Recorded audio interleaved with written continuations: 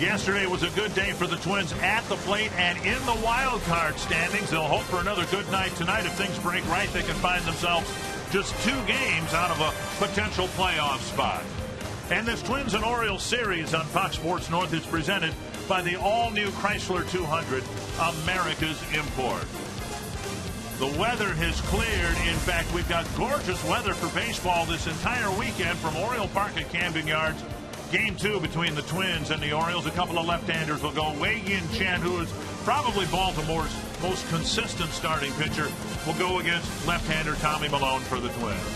And it is a beautiful night for baseball here in Baltimore. Dick Kramer along with Bert Lyleven. The Twins have brought 3 rookies to the major leagues this year. Eddie Rosario, Byron Buxton, and Miguel Sano. And for an organization that has not had 40 home run a year power since Harmon Killebrew, what Sano has done has been a sight for sore eyes. Yeah, he hasn't been here that long, and he was put right into that number 4 hole. And what do you want for that guy in that cleanup spot to do exactly what Sano has done? Over his last 10 ball games, 5 home runs. He's driven in 14 runs and scored 8 runs. 10 home runs on the year, only 1 solo home run. 8 2-run home runs and a 3-run home run. So he's making his home runs count. Neither organization has a wealth of left-handed starting pitching, but we will have Wei-Yin Chen making his second appearance against the Twins and Tommy Milone making his second appearance this year against the Orioles.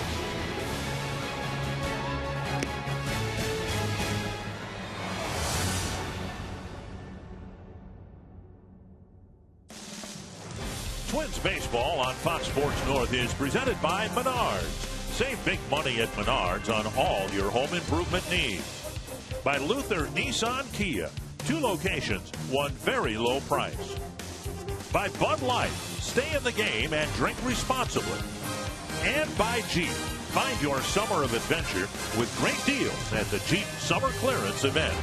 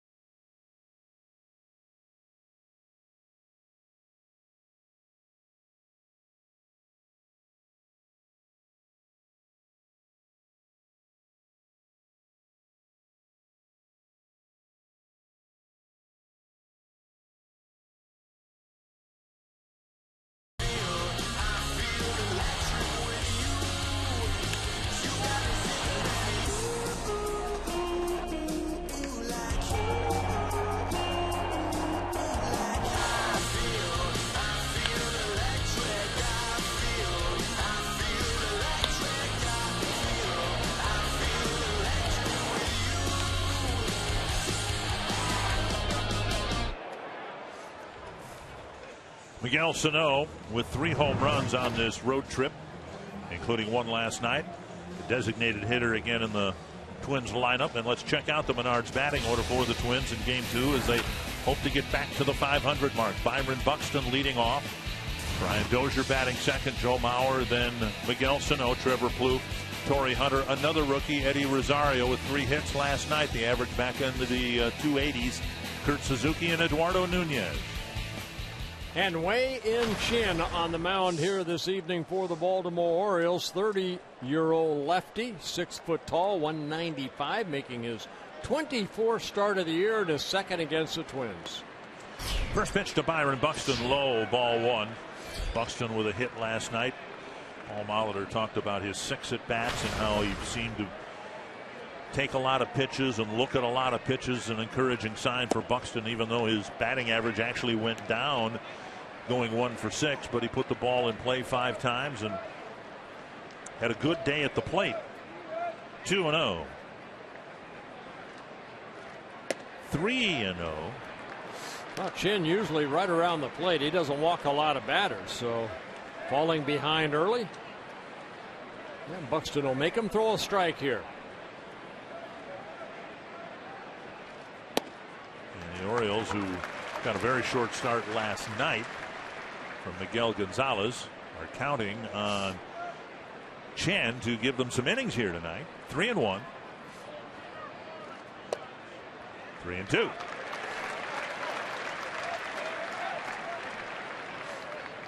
Buxton did not face Chen earlier this year, last month at Target Field. Yeah, he was on a disabled list then.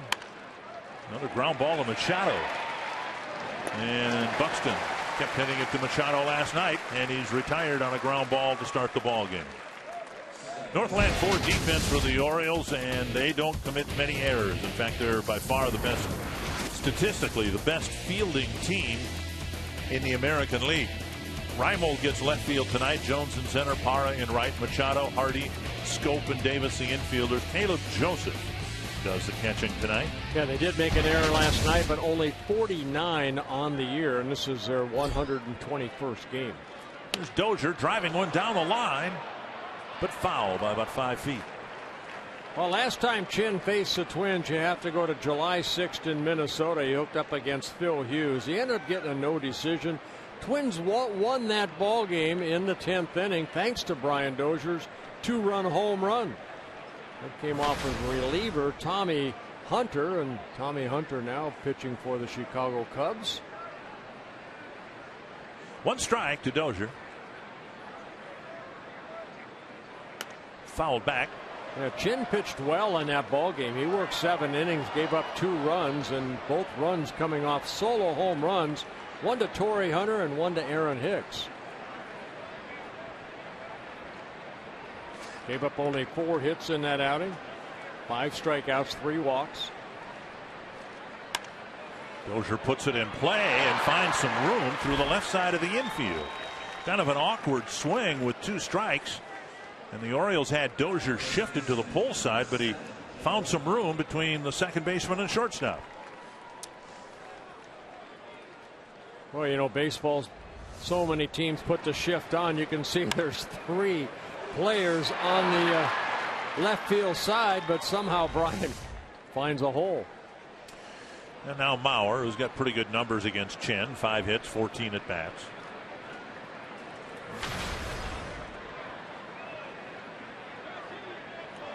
Eduardo Nunez also has really good numbers against Chen. That's why he's the starting shortstop.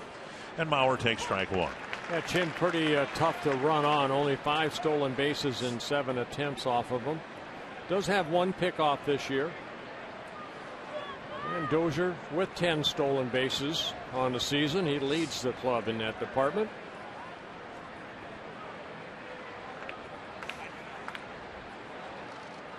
Tap foul. Of course, the Twins are trying to climb back into a prominent role in the wild card standings, meaning to get to one of the top 2 positions.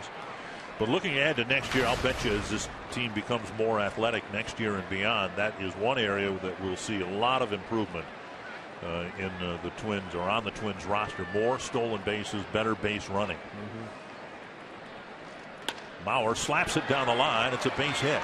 Dozier to second, and he'll slam on the brakes there. Reimold got to the ball quickly, and a couple of one-out hits for the Twins here in the first. Tonight's Cold Hard Facts brought to you by Clean, Crisp Coors Light. You perhaps have heard of that product before. Yeah, just a little bit. In Twins history, Miguel Sano has the most home runs through the first 41 career games.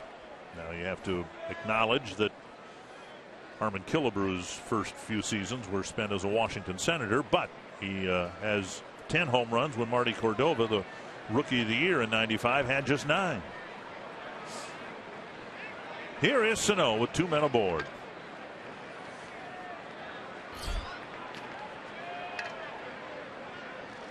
Sano admitted to me before the game today that he didn't really hit that home run last night very well.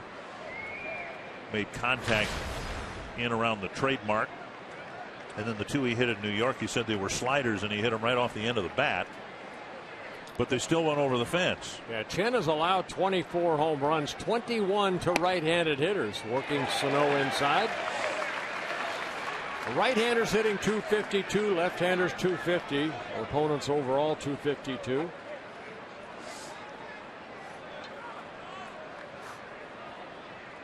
Oh, and 2.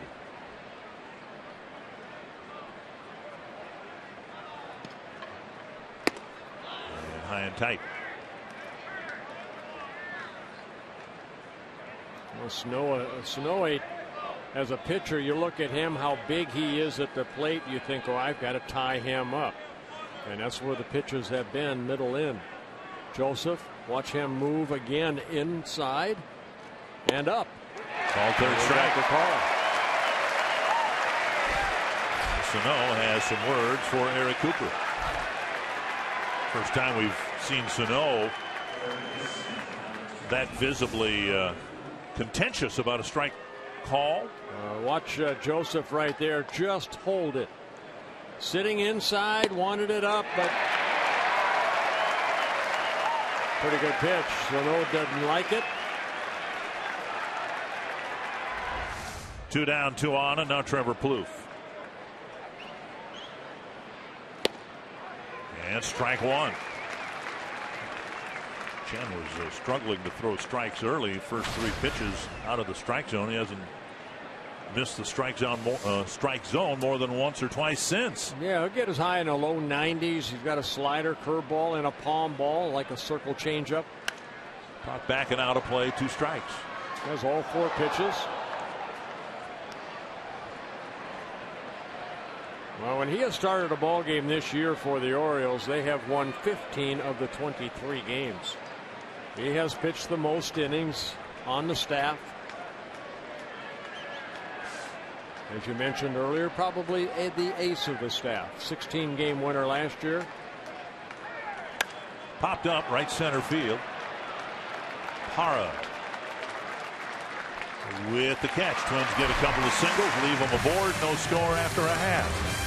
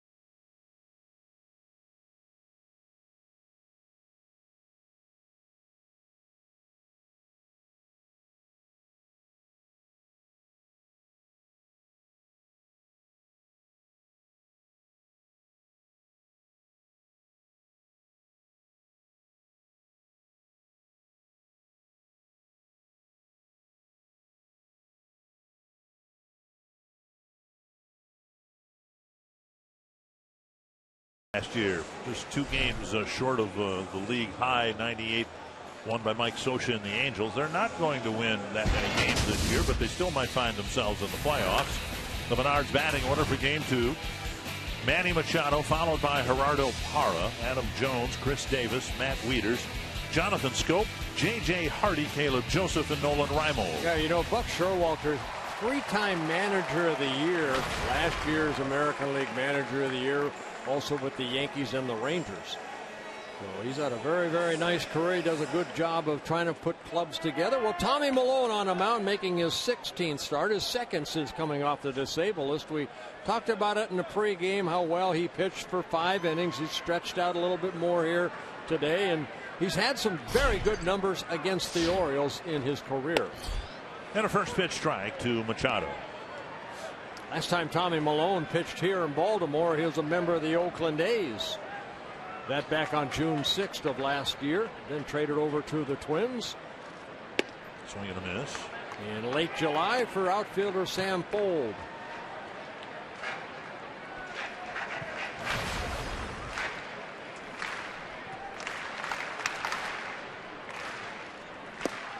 And Milone with an off-speed pitch, missing the outside corner. And that's what he does. Off, add and subtract for Tommy Milone, making his second start against the Orioles. His last one on July 8th in Minnesota. He won 5-3, gave up only 1 run in 7 innings. Just off the outside corner, 2-2. Machado 5 for 11 with a home run against Milone. Machado, a very good leadoff hitter. Has some pop, 25 home runs. Dribbled in front of the mound, and Milone fires to first. Nice play, with Milone reacting quickly and getting Machado by a step or 2. Northland Ford defense for the Twins. Rosario in left, Byron Buxton in center, and Torrey Hunter in right. Trevor Plouffe, Eduardo Nunez, Brian Dozier, Joe Mauer behind Milone, and Kurt Suzuki doing the catching. Here is Gerardo Parra. Yeah, Parra facing Milone for the first time. Tommy has done a great job against lefties this year. Lefties hitting just 157. Down and away, ball 1.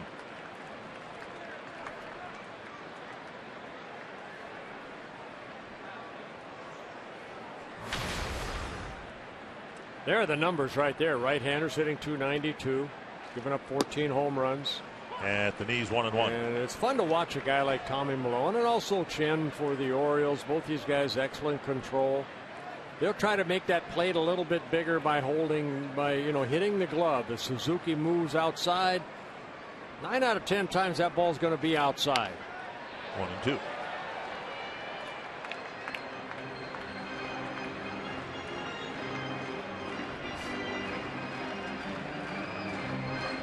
Parra, a newcomer, coming over from the Milwaukee Brewers in a late July trade.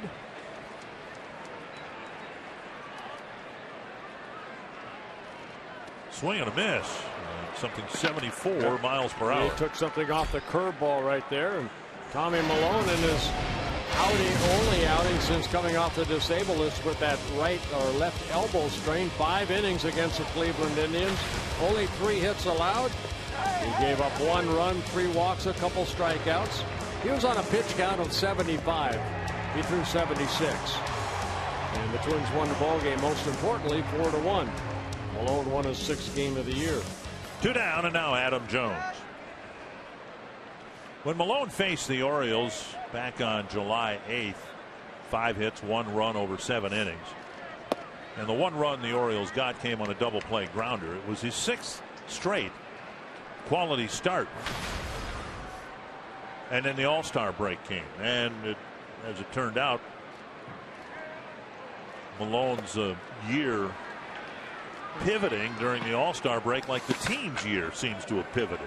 Yeah, you know, when he came back from the break, he had that tough outing in Oakland where he went only 2 2/3 innings and gave up 6 home runs in the next, or all those 3 starts. Did not pitch well. And you know what? Sometimes that elbow was barking a little bit, and he tried to pitch through it. And finally, it got to the point where he had to be put on the disabled list. He described it as just some tightening in the area right as your arm hangs right below the elbow, the forearm area. Didn't really cause him any pain throwing or anything, but some tightening. Good changeup right there, down and away. And he got through the start just fine. The tightening loosened up, and he's ready to go. Full complement of 95 to 100 pitches tonight. At least that's the hope.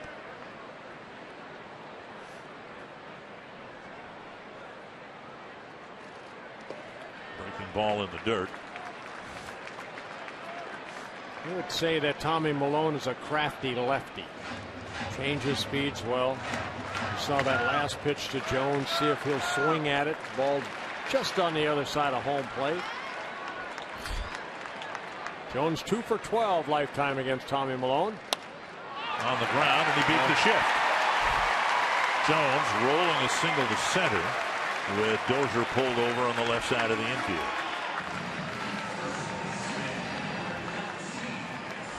What he does, he sometimes takes the power away from these big guys that can hit home runs.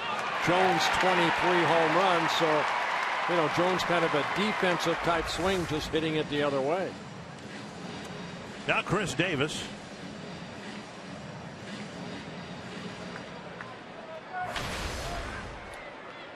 Davis off to a great year, or having a great year. 34 home runs.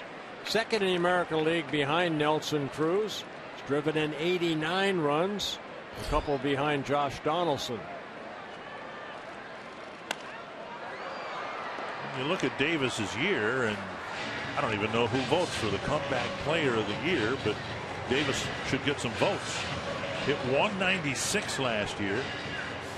26 home runs, 72 RBIs, 173 strikeouts in 450 at bats.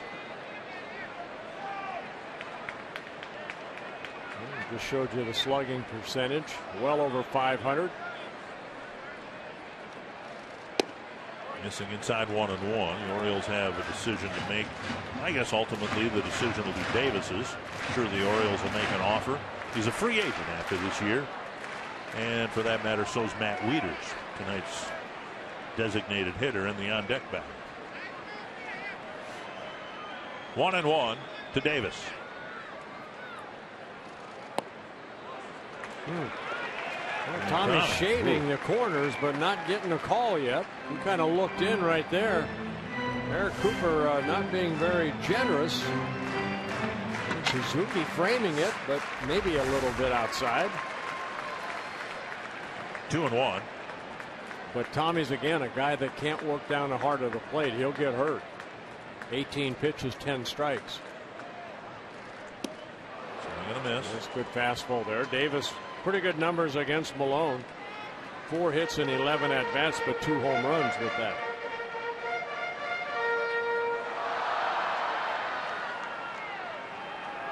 Davis will swing and miss a lot, and already has.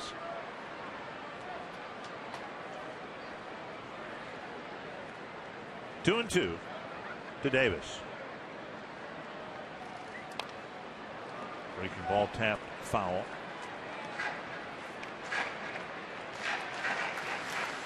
Davis coming over from the Texas Rangers. That in 2011. Made the All-Star team in 2013 with the Orioles.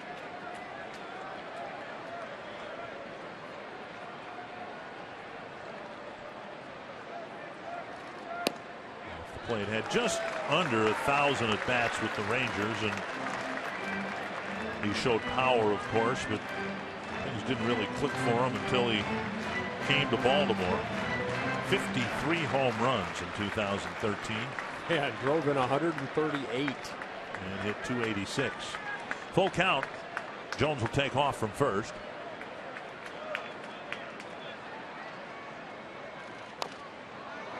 And another mid-70s pitch is fouled at the plate.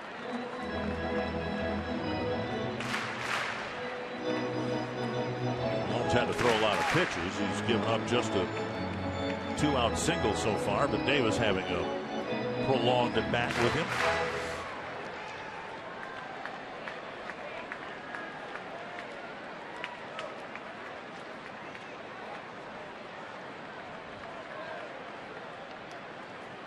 Another 3-2.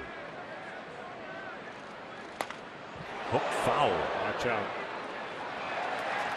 Nice catch by the ball girl. Yeah, Wayne Kirby, the first base coach, hit right behind him.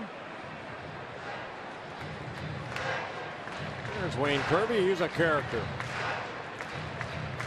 Your paths crossed where? They have not. I just watched him, when he was in Minnesota and also here. He's always screaming on the field, screaming to a lot of the Twins players.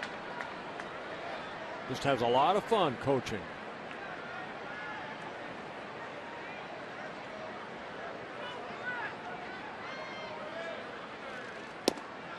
Malone lost it, and now he'll face Wieters. We've seen this from Malone on a semi-regular basis, having to throw a lot of pitches in the first inning.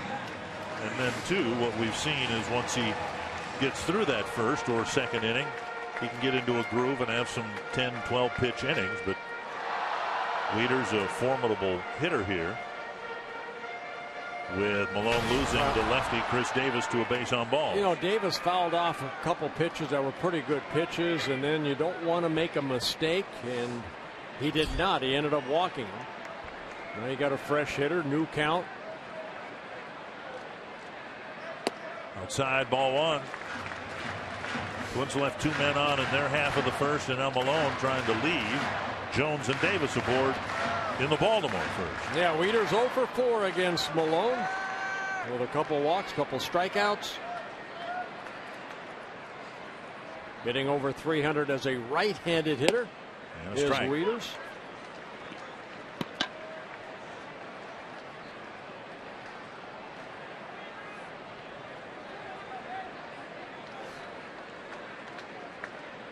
The 3 and 4 batters are on base. Malone got Machado and Parra fairly quickly. Back, and it's 1 and 2.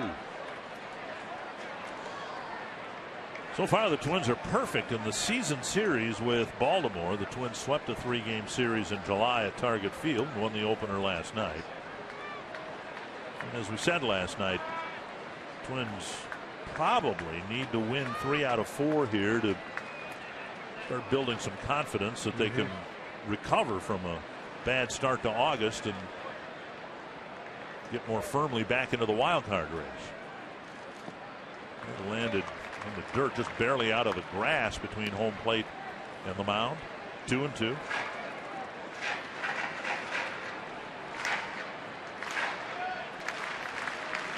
.28 pitches, 16 strikes for Malone. One good pitch away from getting out of this inning. Don't want to go 3-2. Want something to happen here. Bounce to third. Plouffe over to Mauer. That was a one good pitch. And each team leaving a pair of runners aboard in the first. On to the second. Torrey Hunter will lead things off when we come back.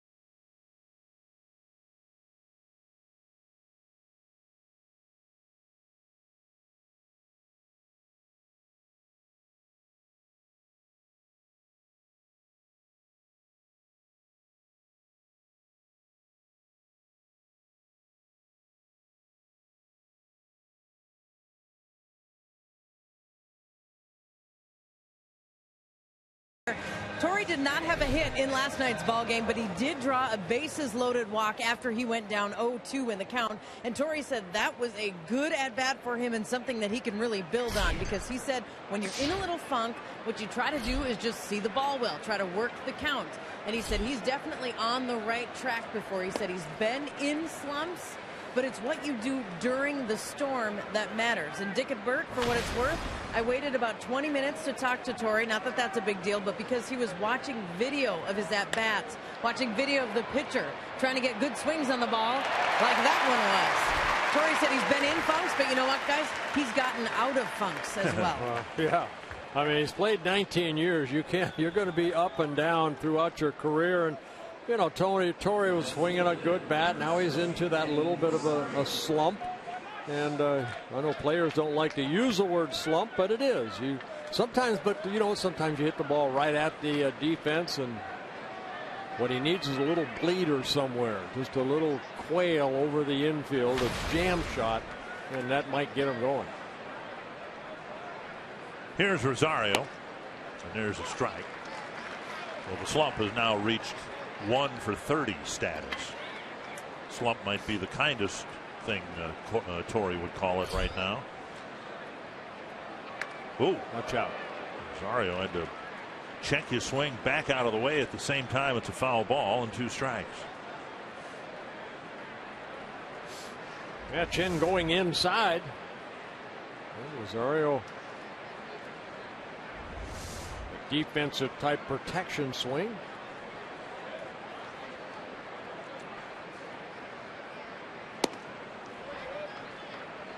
1-2. Rosario with 3 hits last night, getting the batting average back up to .281, and that's what we've seen from him in his rookie season. Checked his swing. No, he went, said Eric Cooper. It's a strikeout and out number 2. And strikeout number 2 for Chen. Visit Fox Sports North at the Minnesota State Fair August 27th through Labor Day. Register to win tickets to your local hometown team. For more details, visit foxsportsnorth.com and click on upcoming events. Here is Kurt Suzuki with 2 gone, 4 in a row. Now set down by Chen.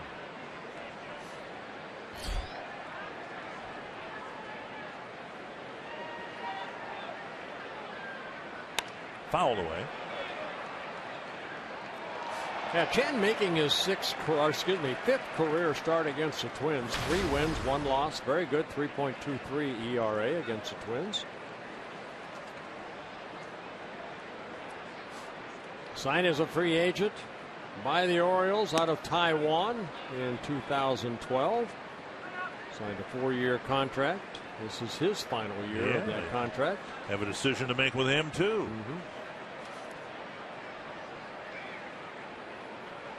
1-1, and Suzuki lifts it foul. We mentioned it last night. The Orioles won 96 games last year without a real number 1 starter.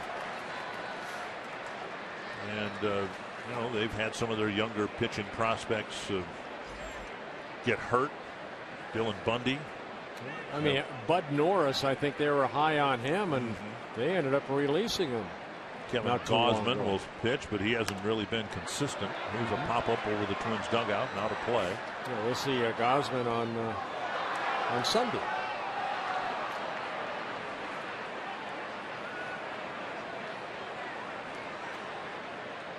Well, they've always had a good defense here. I mean, they are known for their defense here in Baltimore. It goes back, to when they won the World Series.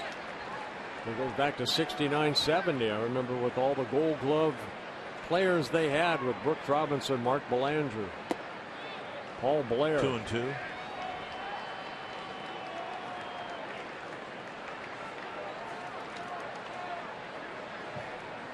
Suzuki hitting in the 8th spot, trying to keep the inning alive for Nunez in the on-deck circle. Suzuki had a good night at the plate last night. Hooks a line or foul. Yeah, Joseph the catcher sitting inside, and Kurt opening up quickly.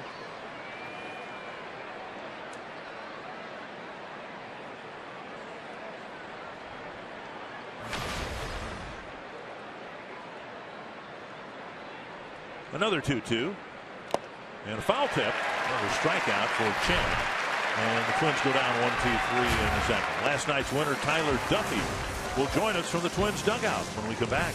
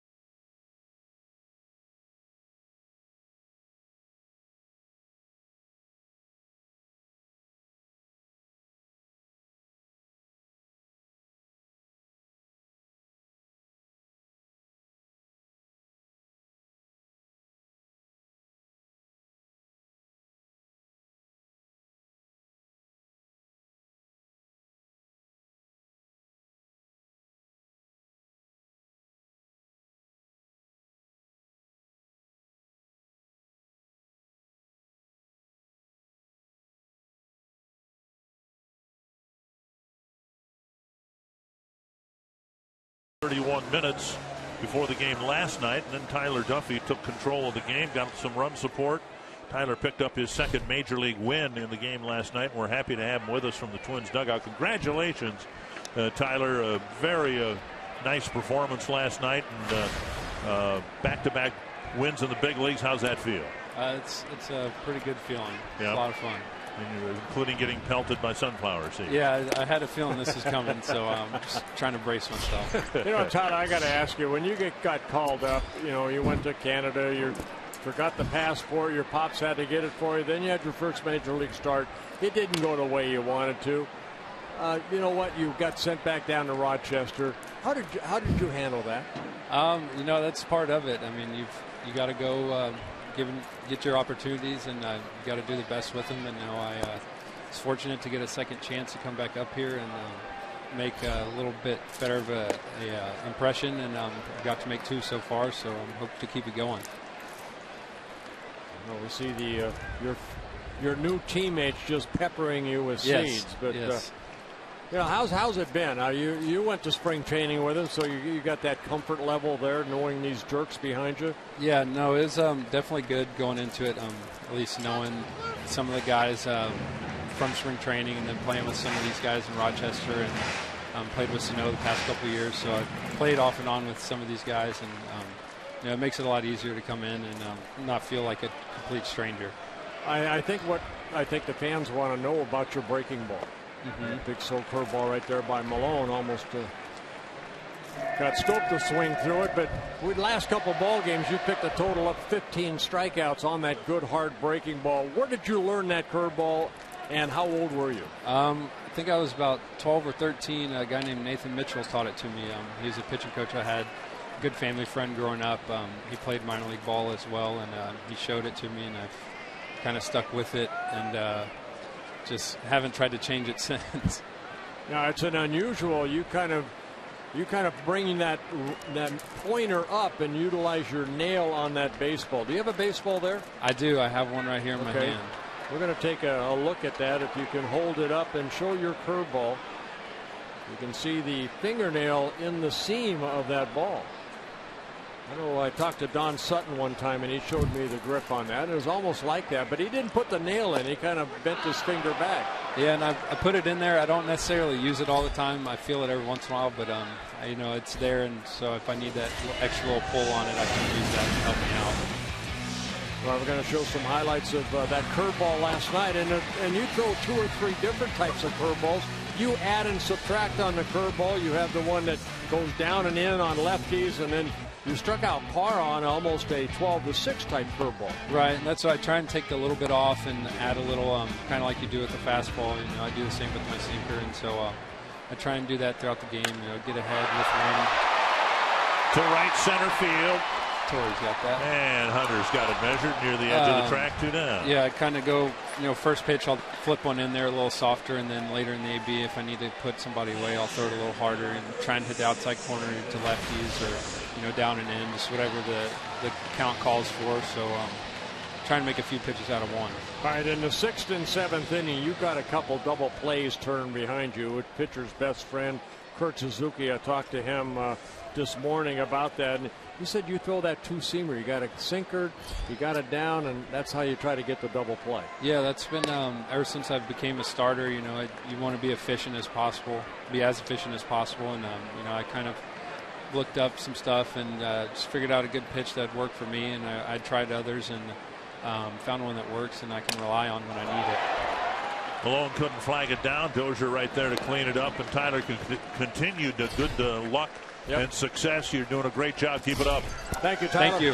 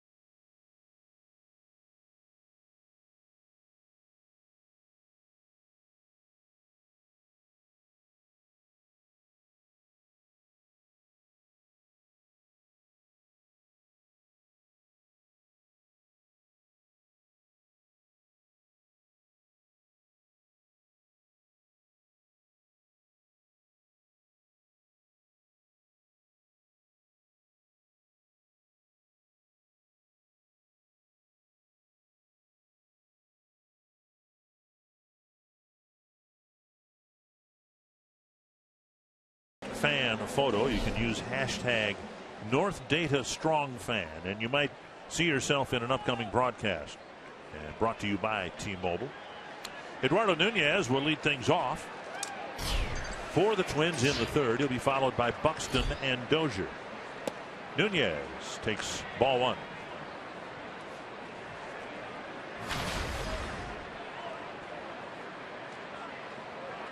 Yeah, Nunez 4 hits and 11 at-bats. A swing and a tapper foul against Chin. Escobar had a good night at the plate last night, but Paul Molitor deciding to go with Nunez because maybe of the numbers.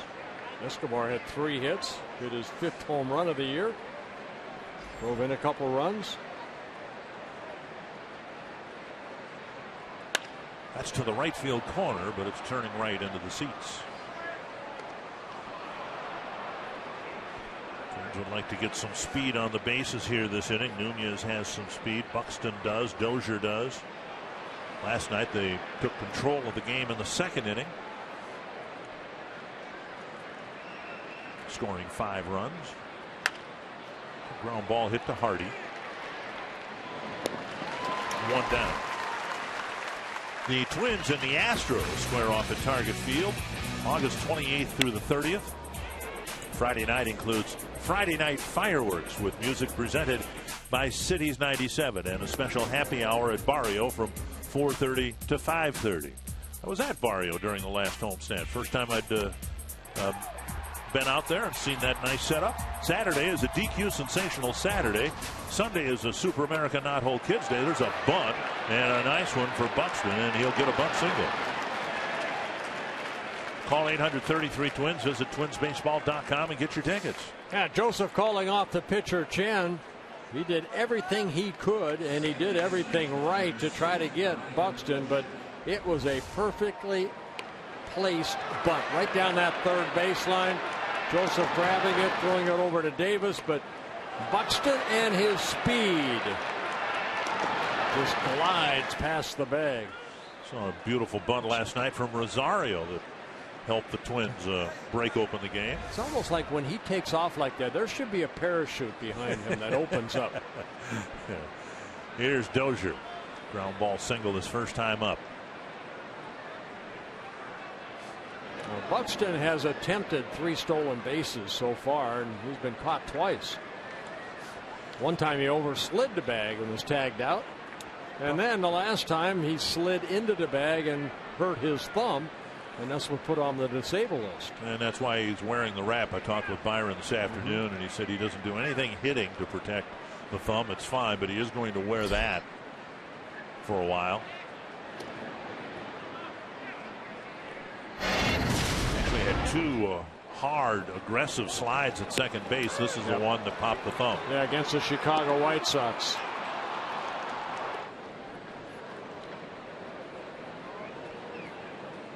Dozier at the plate, Buxton on the bases.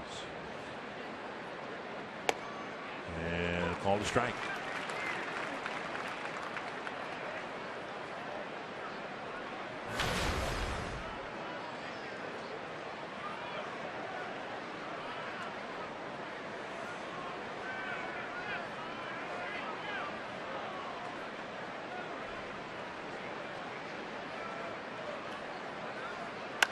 High fly to center.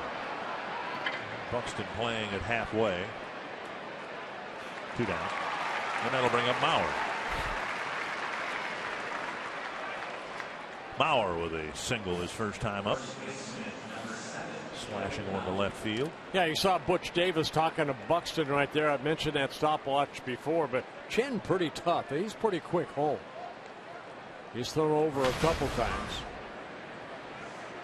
So Buxton's looking to run here. He's got to do it against, he almost has to guess against a guy like Chen because of his quick move and how quick he gets that ball toward home plate. And a first pitch strike. John Danks have almost that type of move with the Chicago White Sox. Hard to run against. Well, Tommy Malone's hard to run against too when guys get on base.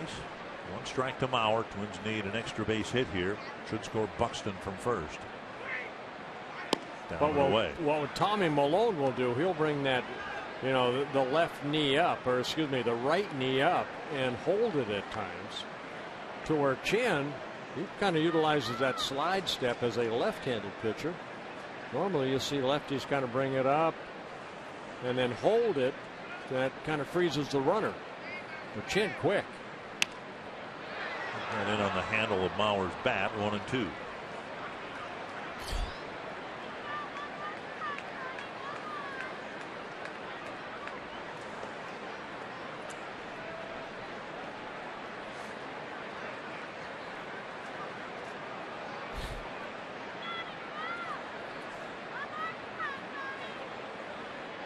One and two to Joe Mauer. Dribbled up the line, and Chen makes the fielding play to wrap up the inning. Buxton left the board. You're watching the Twins and Orioles, presented by Chrysler.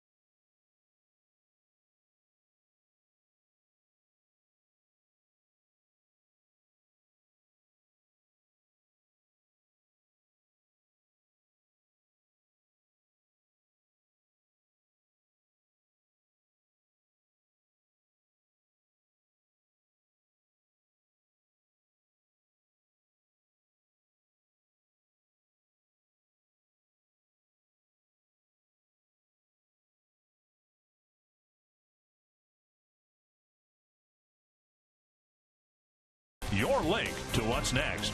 By NorthlandFord.com and your local Northland Ford dealer. And by Grand Casino. The best stories start here. A noticeable weather change from 24 hours ago when it was raining very hard. The storm that blew through here took the humidity with it. It's just gorgeous here in Baltimore this weekend. And there's a first pitch strike to Nolan Reimold. It's supposed to be beautiful tomorrow. We have a night game tomorrow and a day game Sunday, and then the Twins head down to Florida. One strike to Reimold. Machado and Parra will follow.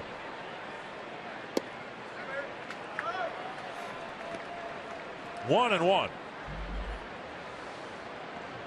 Reimold, in his second stint with the Orioles, signed a minor league contract over the winter. Started the season in AAA, getting called up in early June.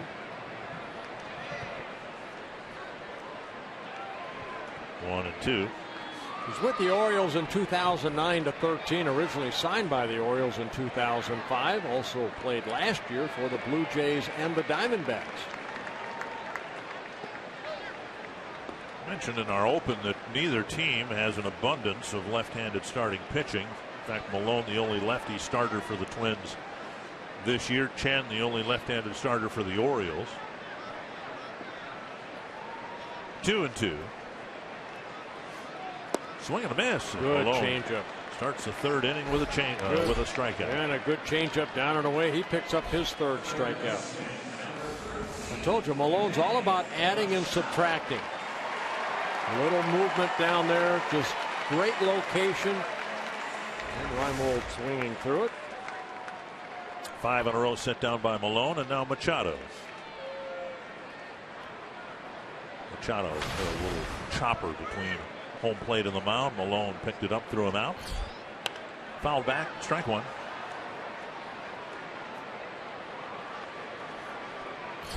Mentioned earlier that Davis and Wieters are free agents to be, and there may be a big change in the middle of this Baltimore lineup.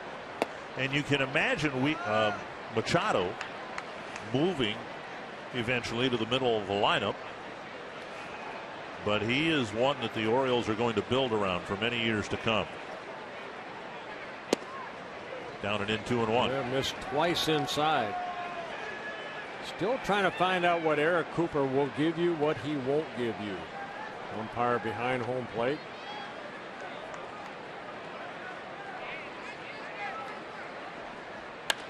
To center and deep. Buxton. Near the edge of the track, hauls it in, 2 down. Carsoup.com trivia. Which Orioles player has the most career RBI against the Twins? Well, that's a trickier question than you might think. Eddie Murray. Well, but you'd think Ripken, wouldn't you? After all those years.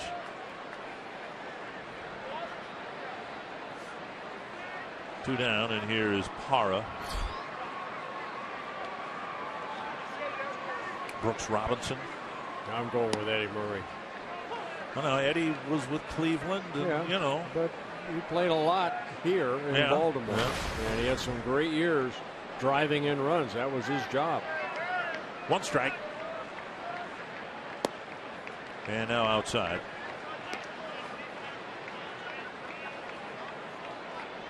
I've asked you about Hall of Famers since you were at the induction. Was Brooks Robinson there? Yes, he was. What about Frank? Frank was also there. Jim Palmer was there. No, Jim was not there. That's a foul ball.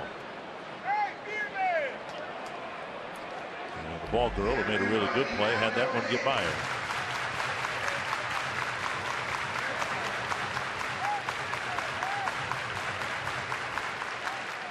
Well, that's a tough play because that ball hugged the line. You know, as a ball person, girl, boy, you're told, you know, make sure you see what that umpire calls. Right. You see it happen a couple of times a year where they run out there and get a fair ball. In the dirt, 2-2.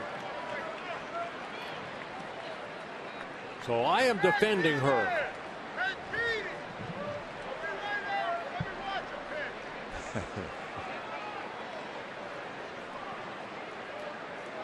2-2 to Parra.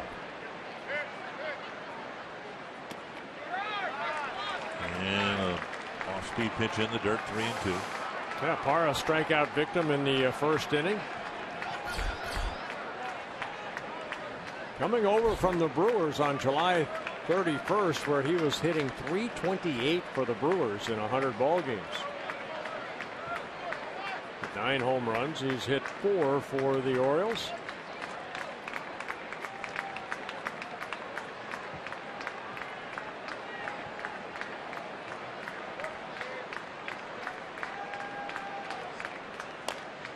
You know what they did is they went out and got another Gold Glove winner in Parra. Right. 2-time Gold Glove winner. You got Jones there. You've got Machado at third base. You got J.J. Hardy at short. Wieters behind the plate. They've all won Gold Gloves. That's defense again, very important here in Baltimore.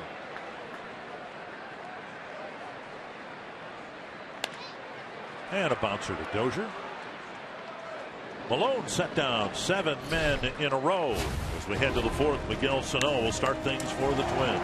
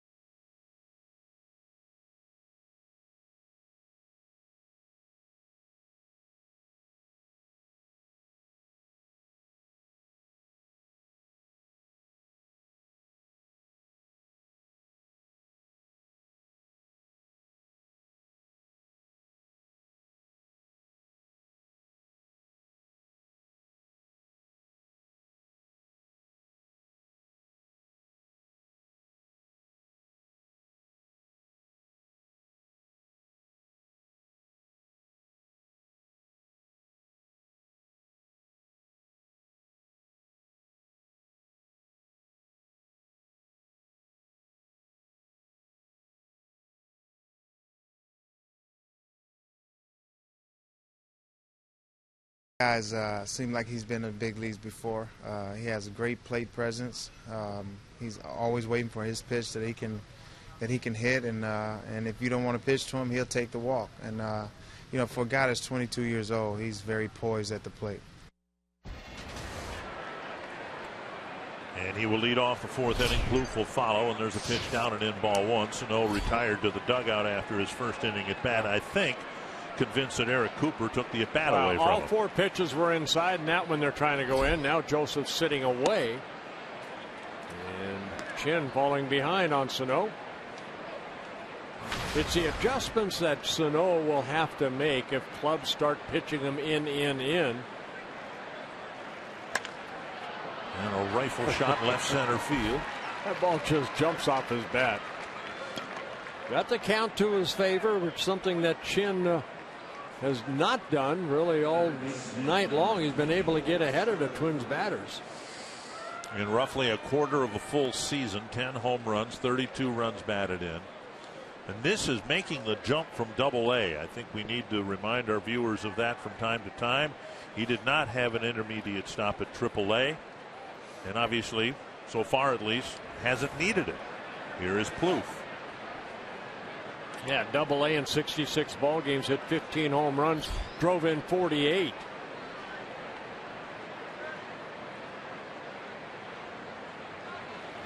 Popped up, back and out of play. I was talking with Byron Buxton today a little bit about Sano, and remembering a year ago, Buxton was hurt after his concussion,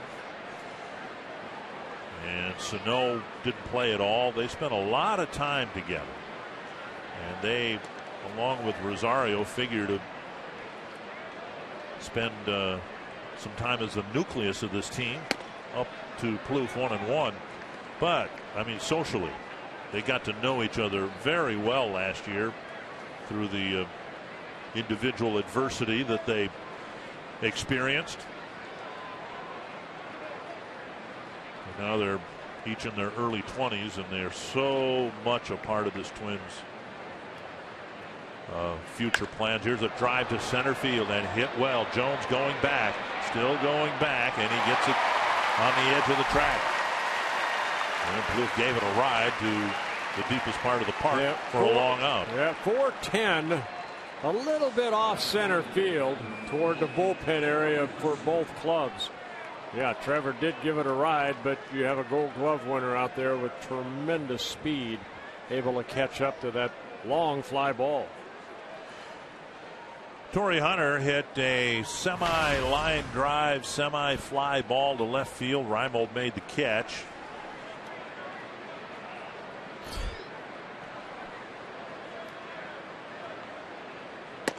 And the pitch is up. Ball one.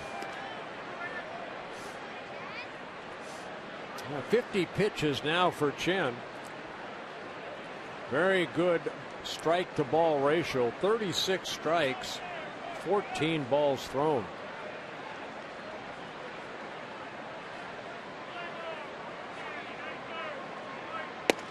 Inside 2-0.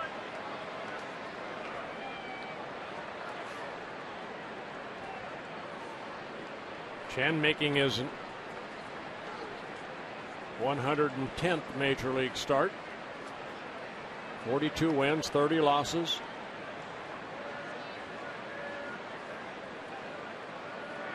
Swing and a miss. 2-0 pitch. Torrey was ready for the fastball, got it, and swung through it. And fastball clocked here at 92. So Chen throws a little bit harder than Tommy Malone, but again, their game is adding and subtracting.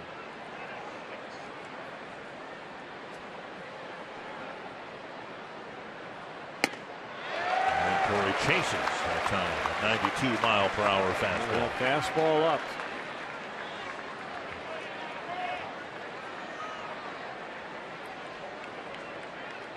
Torrey a little late on both those fastballs too. You wonder if they're going to go right back at it again.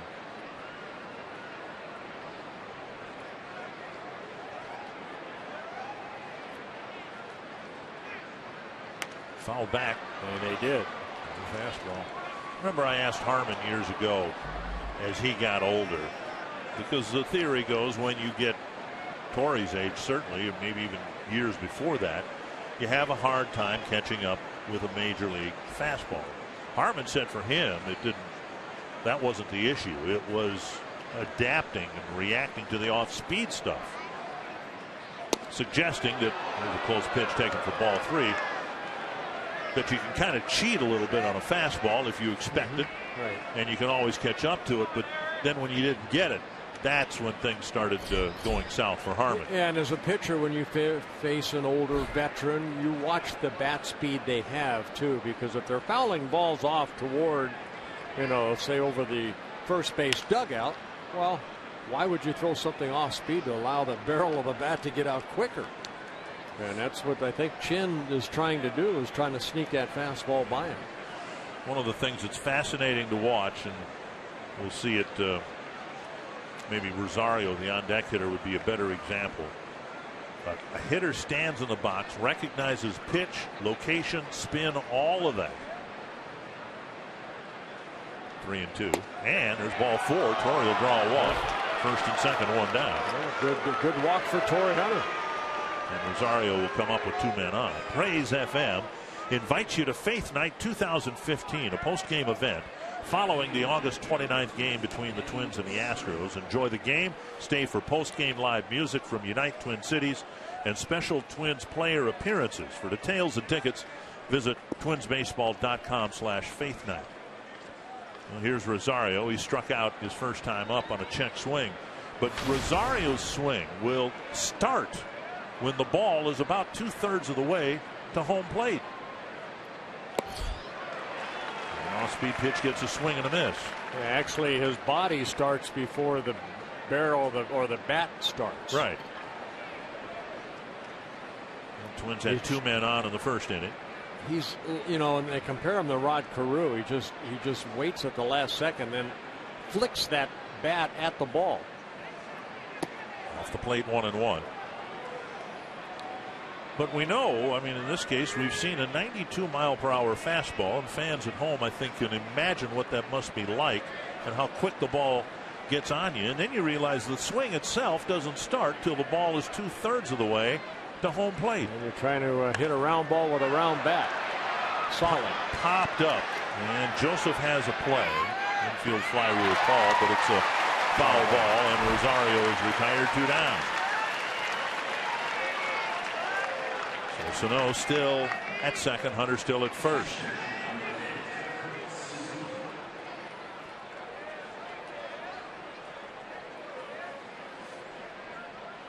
Let's see if Kurt Suzuki can come up with a big hit here.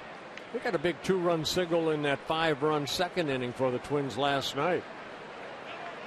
Picked up 3 singles.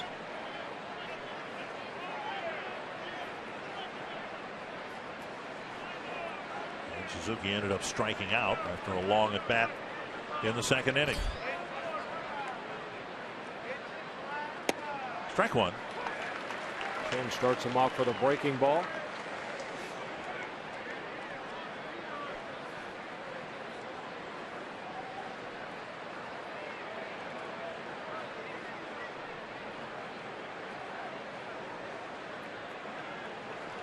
Trying to get a 2-out hit here to get the first run of the game. 2 strikes.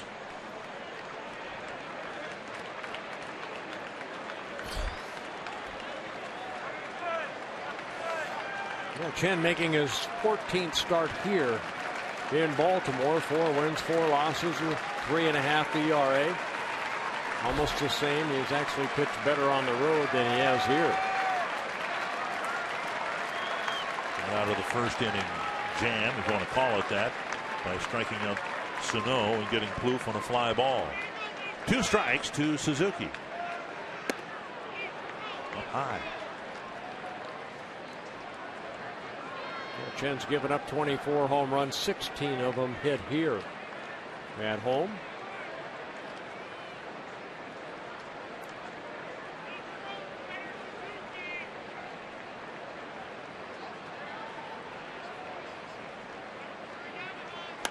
Ooh. Ouch.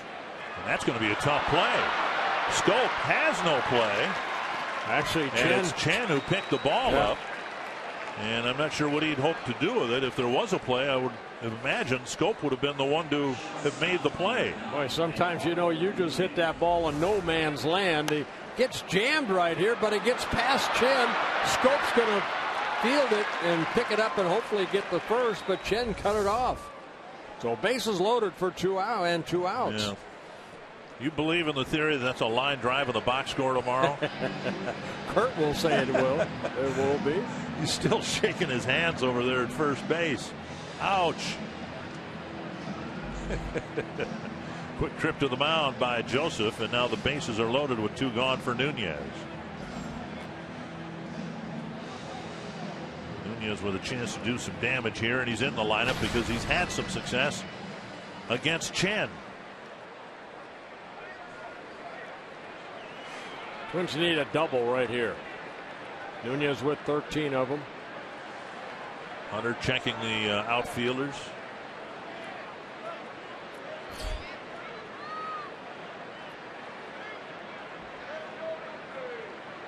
Fouled back on a fastball. We've seen Chen throw a lot of those here tonight with some success. Swings and misses and fouls straight back. They had a guy here that wore the Baltimore uniform that could do that with the best of them. Jim Palmer would pitch up in the zone, and he just is hard to catch up to. A Hall of Fame career here. That pitch right there. It's 92. Yeah. Now Palmer, they didn't measure velocity back then, but I would guess he threw in the mid-90s, didn't he? He threw in that, and he would get it right about chest high, and you just it's hard to catch up to because the ball looks so big coming at you, straight at you, that you get underneath it.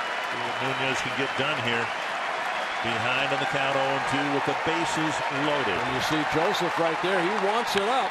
This one hit a long way, but very foul. You saw the catcher. Joseph's holding that glove up almost at Nunez's shoulders. See where his glove is right there. And the ball a little bit down and in, belt high. And Nunez, good swing, but hooked it foul. Another 0-2 coming. Off the plate. That changeup right there just missed. Lay off that pitch. Because you can't hit it.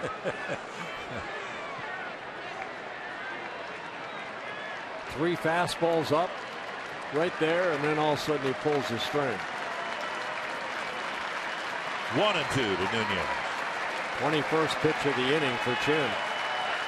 Check to swing 2-2. Another mid-80s pitch. Yeah, that more the slider that he wanted down, and Nunez holding up.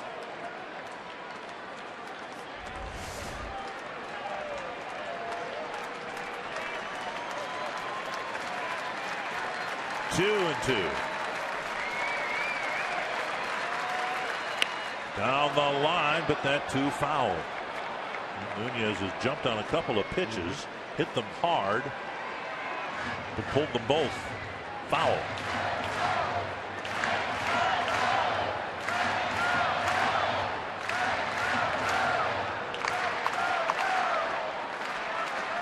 Well, Tommy Malone in the first inning had the same situation. You have 2-2 count, 2 outs. You want something to happen here because you go 3-2. All the runners will be taken off.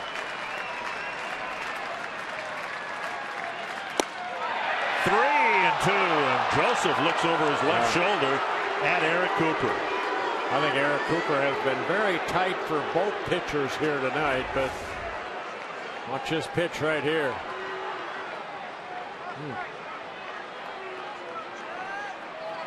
Maybe a bit off the plate, but wow. Now everybody will get a head start. Full count to Nunez.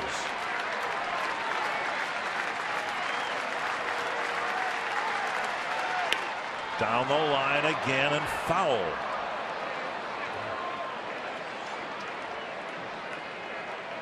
Most of you at home would like to think that at some point Nunez is going to straighten one of those out. Well, that was a changeup right there. Nunez a little out front. Good battle right here between Nunez and Chen. Just 8 walks on the year and 154 at bat. 9th pitch of this at bat coming up. So you're saying he's going to be swinging.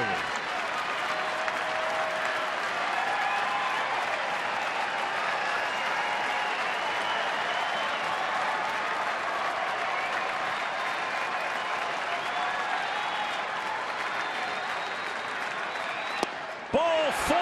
He takes a bases loaded walk. He wasn't swinging. It was a breaking ball down. And Nunez credited with an RBI, his 15th of the year. He's got a bases loaded walk last night with Torrey Hunter at the plate, and now Buxton comes up with the bases loaded and 2 down. What a great battle right there with Nunez. Fouled off a lot of pitches. Chen, the breaking ball down. And Nunez holding up. And Sano scoring the first run of the ball game. Sano started the inning with a single to center. Yeah, Dave Wallace, the pitching coach, out to give his lefty a breather here. A lot of pitches thrown. 30 pitches so far this inning for Chen. Buxton, 2 hits, 8 at bats in the series. A bunt single his last time up, and he's looking for his first big league run batted in. He's had 45 at bats. Plenty of men out there.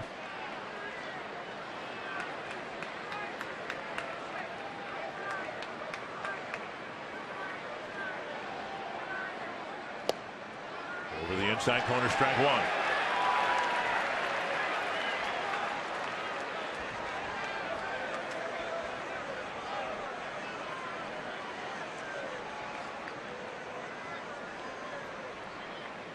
Pitch number 75. Taking ball in the dirt, 1-1. Well, Chen threw his 50th pitch this inning. Now he's thrown his 75th.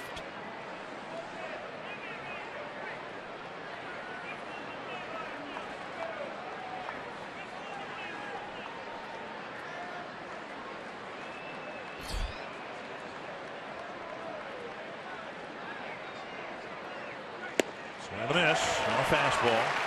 1-2. Walks a part of Buxton's game, at least in the minor leagues.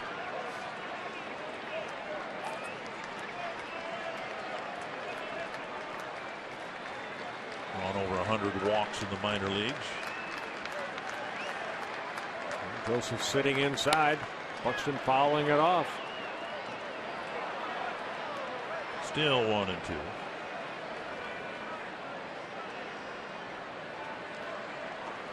Coming into the year, Buxton had drawn 105 walks, 777 at bats.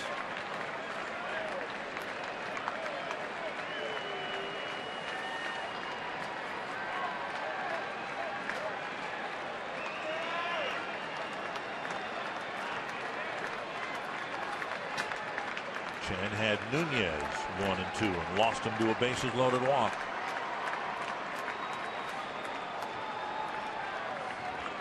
He kept shaking off Joseph. Now he wants Joseph to go through a new set of signs.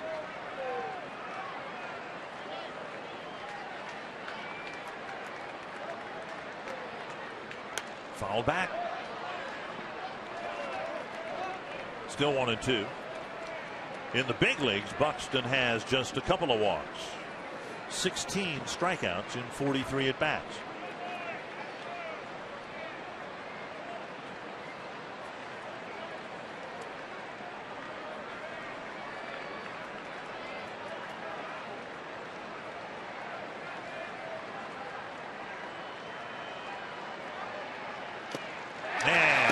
Strikeout. Nope. Foul ball. Joseph couldn't hang on. Buxton just got a piece of it to spin it out of Joseph's mitt. Yeah, change up down and away, and Buxton, just like you mentioned, got a piece of it. Another foul ball off of Chen this inning.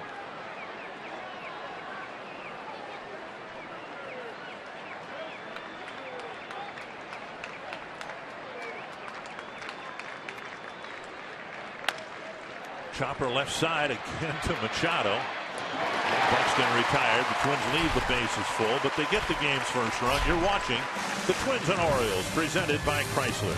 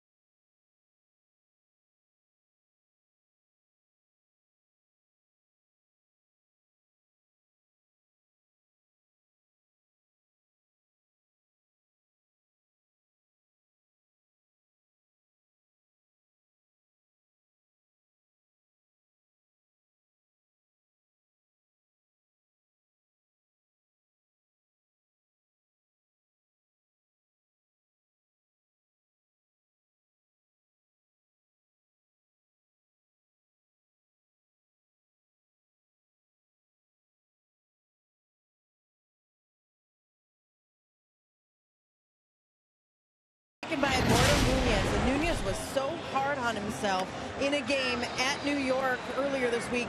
He misplayed a grounder at the end of the game, led to a Yankees win. And Nunez told me, if you don't learn to turn the page in this game, you cannot be a big league baseball player. You'll never make it.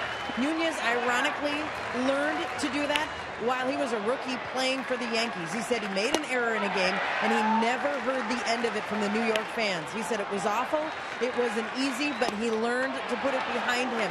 And Dickenbert Nunez says if he hadn't learned how to turn the page in this game, he would still be in the minor leagues today. Yeah, thank you, Marty. Had one great at-bat right there and finally drew the walk to bring in the run. Adam Jones takes strike one. He'll be followed by Chris Davis and Matt Wieters. Yeah, Nunez absolutely right. You know, you're going to have failure, and it's the guys that are afraid to fail that don't succeed up here. With success, failure, that's part of it. You have to take the good with the bad. 1-1. Check swing, 2-1. Oh, we just talked to Tyler Duffy. You know, I mean, you look at his first major league start, 6 runs in 2 innings. How bad could you get?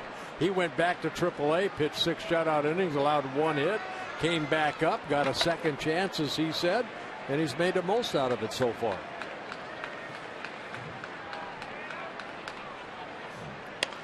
Bouncer left side. And Nunez scoops and fires. Over to Mauer, 1 away.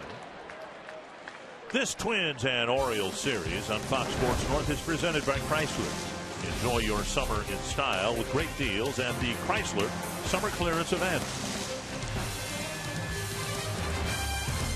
Yeah, Malone's retired 8 straight now, Orioles. 5 ground ball outs. Couple fly ball outs to go with his 3 strikeouts. Davis had a Nunez-like at-bat plate appearance in the first inning. The difference is the Orioles didn't have the bases loaded at the time.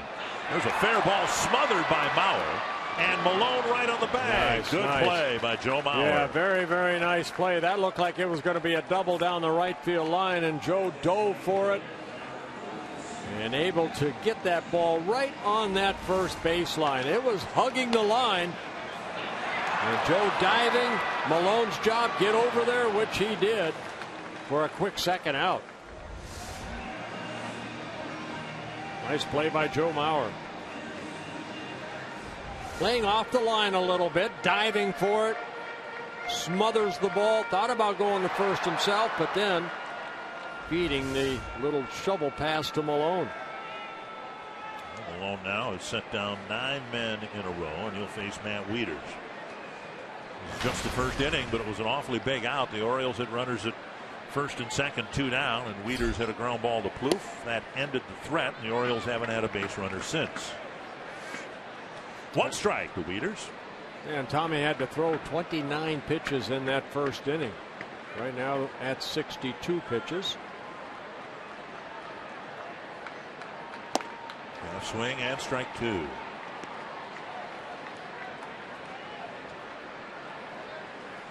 Malone making his 99th major league start, his 102nd game, 38 wins, 26 losses. An ERA just under 4 at 3.93 coming into the ball game. And that was quick. The Wieters at bat and the 1, 2, 3, 4th inning. On to the 5th with the Twins up 1-0.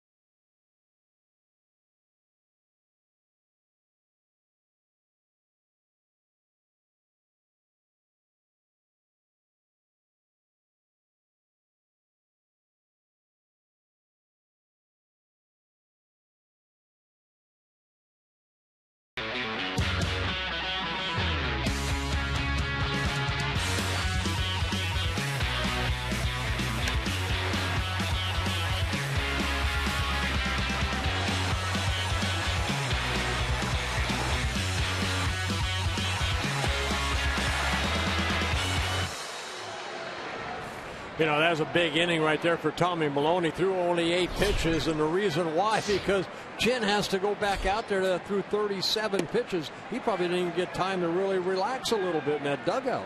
Face 7 men in the 4th, and now Dozier will lead off the 5th. Mountain Dew fans of the game enjoying some ice cold water on a very pleasant August evening in Baltimore.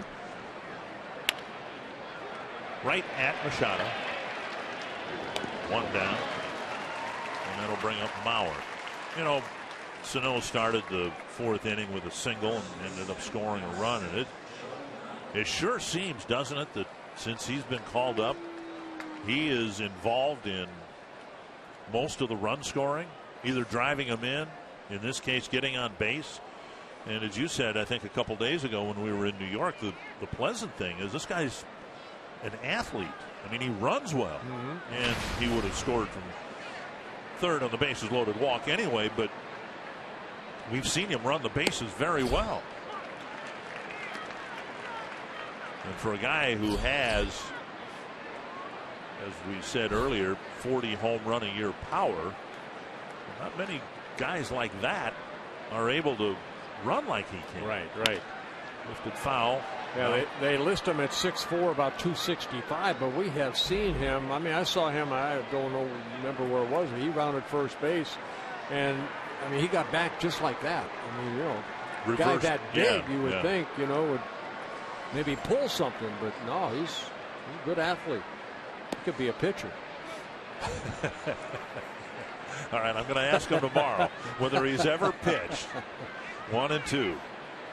Well, he'd be an intimidating force out there.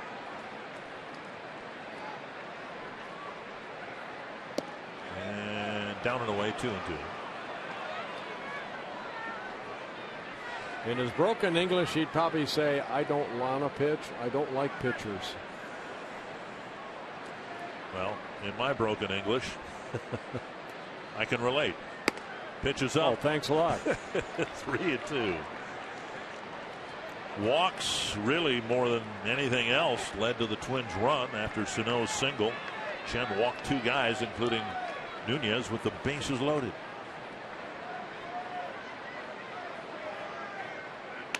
Off the knuckles. That's and trouble. Machado going back makes a nice play. Boy, I thought that was going to be trouble, but Machado does a good job of getting back there and covering some ground.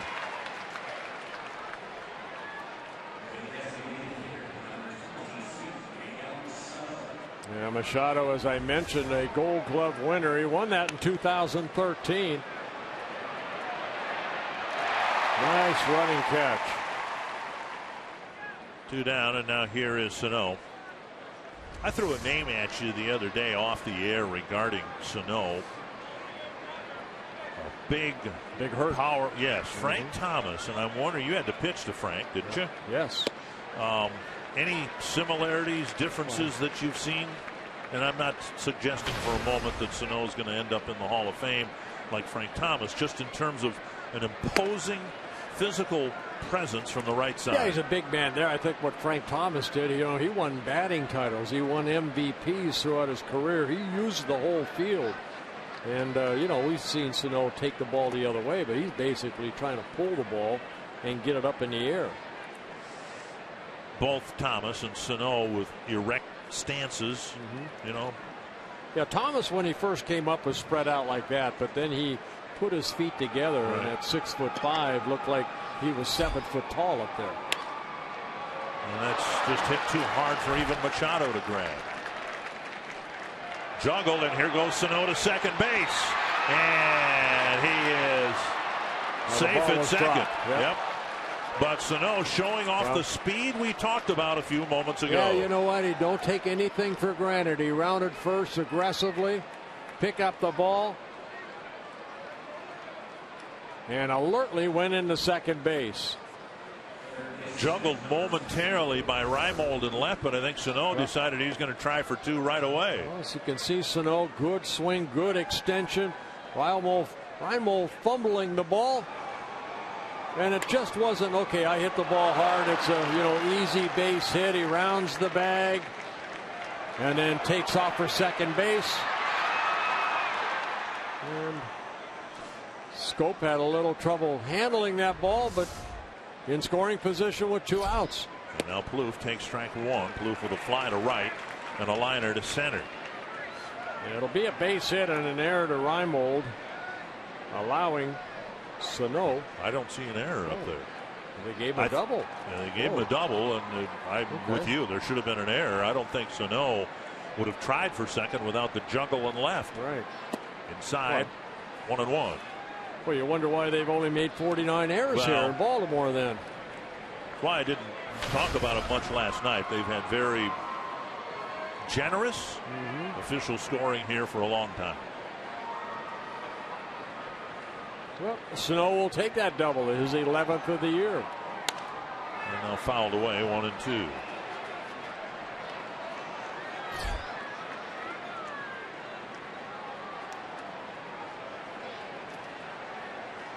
The Twins have left 6 men on base through 4 innings. Now Sano's hustle double in quotation marks has him in scoring position now for Plouffe. 1-2. Inside 2-2.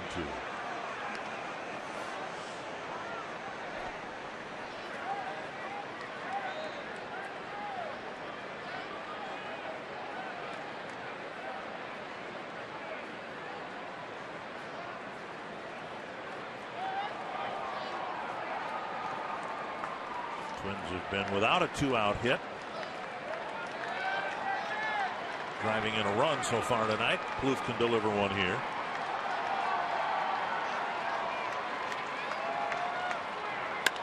Popped up center field. And Jones over to end the inning. Bottom of the 5th coming up. Still 1-0.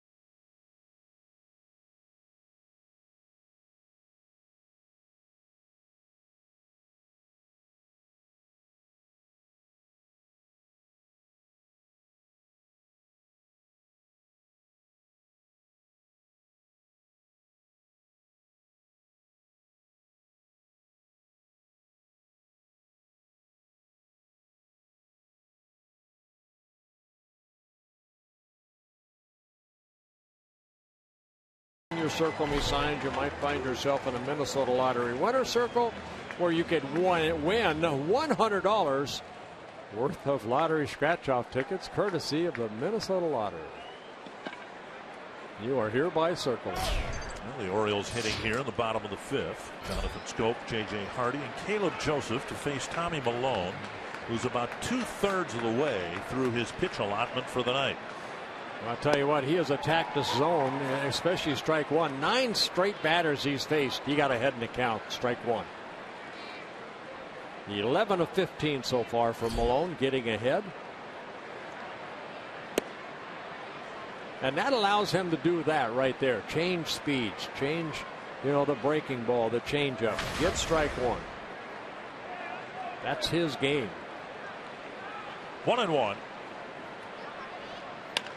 Bouncer left side. Perfect spot, down and away. Plouffe to Mauer, 1 away. That is a perfect pitch. Not overpowering. It's like he guided that ball right down and away, and Scope trying to pull the ball. Where's Suzuki sitting? What a great pitch right there. 11 straight. And now Hardy hit a fly ball to Torrey Hunter in right center his first time up.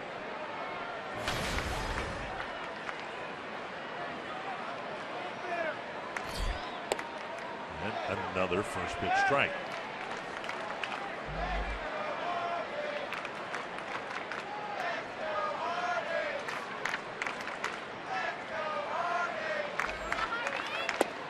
Malone doing what we talked about in the first inning. He struggled through a lot of pitches in the first, but he got through it. And now it's really on a nice roll here with a 1, 2, 3, second, third, and fourth inning. 1-1. 2-1. Yeah, J.J. Hardy in this season with the Orioles, of course, was with the Twins in 2010. Had some injuries with the Twins. Started the season on a disabled list with a strained left shoulder. Activated in early May. Popped up to right. Hunter with the catch, 2 down. Join us August 29th to the 30th for a DQ sensational Saturday Super America Not Whole Kids Day as the Twins take on the Astros in the first 5,000 fans 14 and under both Saturday and Sunday get a bullseye plush presented by Target. Go to twinsbaseball.com/tickets. Get your tickets today. 2 down, and now Joseph hit a ground ball to Dozier his first time up.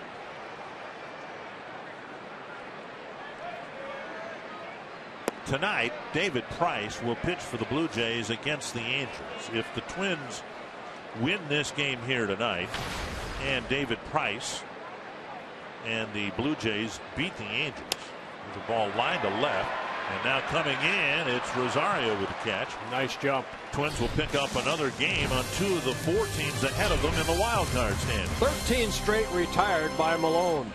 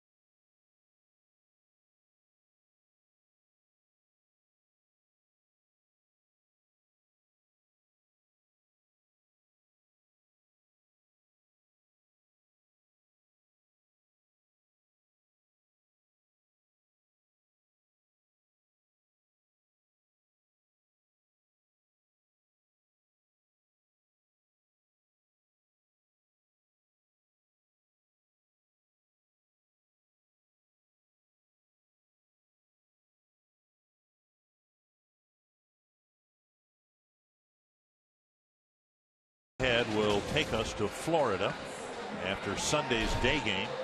A day off Monday, 3 in St. Petersburg. And then home for a week with Houston, Chicago, back on the road again. Now you're telling me, because you've got a little equity in this situation, there's a chance we may encounter Hurricane Danny down in St. Pete. Well, I don't. Hopefully they'll know in the next 3 or 4 days. It's headed right now for Puerto Rico, and once it hits land, you don't know which way it's going to go. So hopefully it won't affect Florida. Oh, I don't think it will once we're there. Okay. 1 strike. I mean, Hurricane Dan Gladden's enough, you know. I agree. 1-1 to Hunter.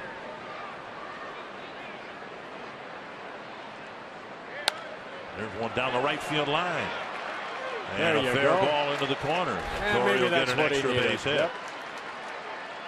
And Torrey gets there standing up just ahead of the throw from the right fielder Parra. It's a leadoff double here in the sixth. Parra did a good job getting into the corner and made it close, but Torrey Hunter, maybe that's what he needed to get going again. His 17th double of the year. On the 100th pitch by Chen, going to slice down that right field line. And a leadoff double for Torrey Hunter.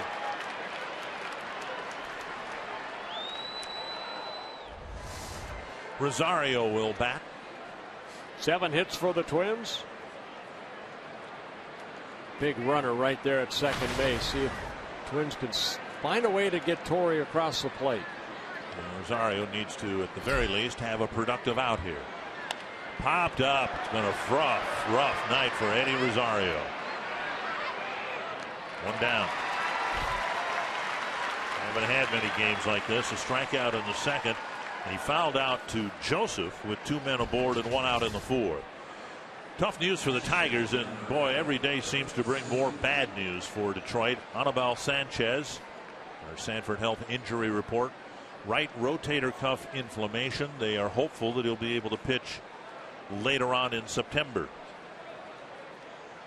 Something clearly not right with Sanchez, with an ERA of over 7 in his last 10 starts. Now the Twins need a pick-me-up from Suzuki.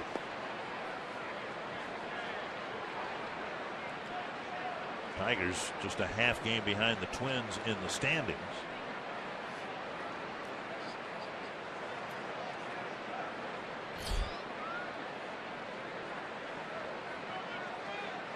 Suzuki fouls into the screen. I think Chen has really battled here tonight. He had that 4th inning where he threw 37 pitches, now over 100, 102. You know, last time he pitched here it was against the Oakland A's, where the Orioles scored 18 runs. The Orioles matched a club record with 26 hits in that ball game. They won 18-2. Tapper left side, no place for Hunter to go. And Hardy on target, 2 down. Bring up Nunez. Yeah, he's like a vacuum cleaner at short. He's made only 3 errors this year at short. And now Nunez, who of all people drew a bases loaded walk, had a great plate appearance, ended up being given credit for an RBI with a bases loaded walk, and now it'll be left to him to take advantage of the Hunter leadoff double.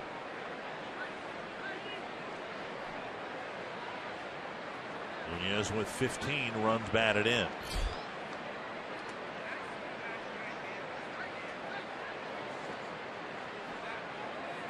Fouled away. Like he did in his last at bat, fouled off a lot of pitches.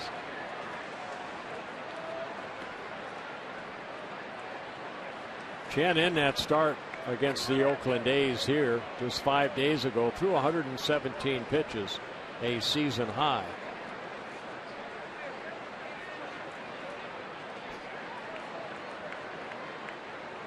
Swing and a miss. Nunez with all the foul balls. Didn't think that Chen would be able to get a swing and a miss, but another pitch up, and Nunez swung through it. 105 pitches. Yeah, strike to ball ratio is outstanding.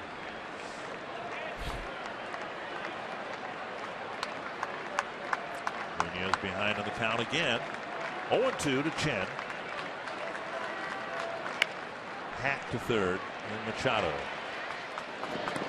Across the diamond, Nunez retired. Torrey Hunter left at second, and it's still 1-0.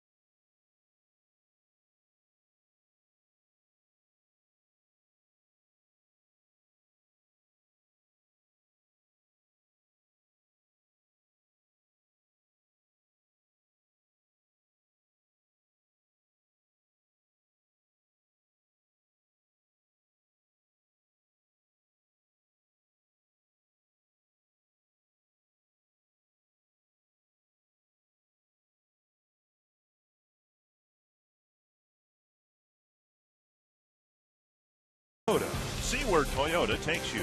Test drive one at your Toyota dealer. Toyota, let's go places. By Sanford Orthopedics and Sports Medicine, for the everyday competitor in all of us. And by McDonald's, have bold for breakfast with the new chorizo burrito from McDonald's. Tommy Milone on quite a roll. 4 straight 1-2-3 innings, 13 in a row set down. He'll face Nolan Reimold, Manny Machado, and Gerardo Parra. Outside, ball 1. Reimold struck out swinging his first time up.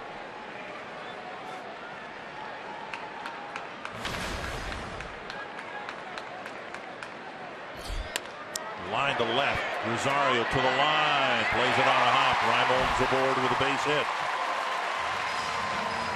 Rosario plays left field very aggressively.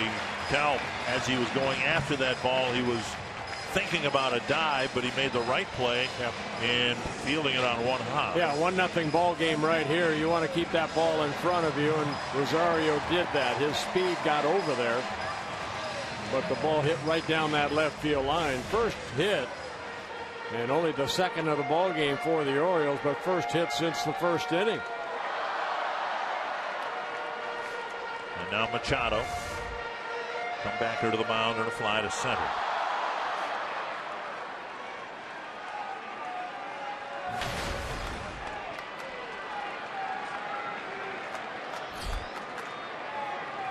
Throw to first.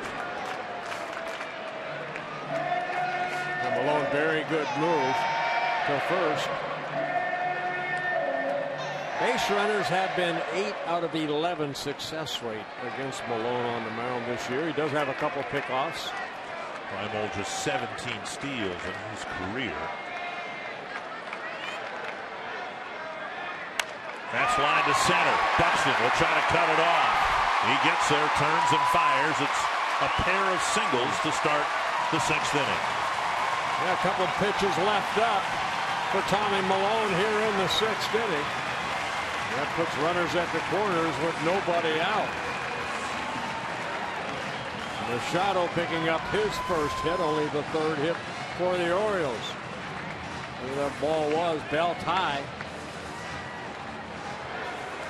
And Reimold picking up the ball and seeing that it's going to hit grass, hustles over the 3rd.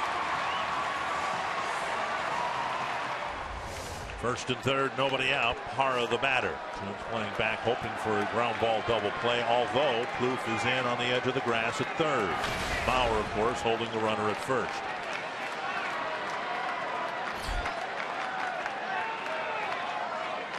Slow breaking ball, hammered to right, and it's 3-0. 3-1. On 3 successive pitches, the Orioles go single homer. Home run number 5 on the year for Parra. And the reason that they wanted to improve their outfield and bring some offense, Parra has always been a very good major league hitter with the Diamondbacks, Brewers, and he's showing it here in Baltimore. His 5th home run for the Orioles, his 14th on the season. A breaking ball left up, and Hunter didn't even move in right field. Yeah, that was a hanger. 3-1, and now Adam Jones.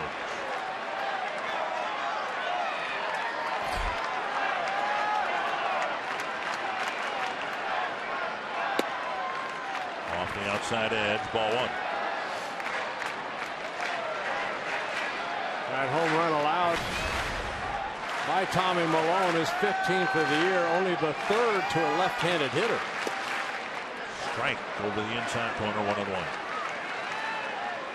And lefties came into the ball game hitting only 157 off of it.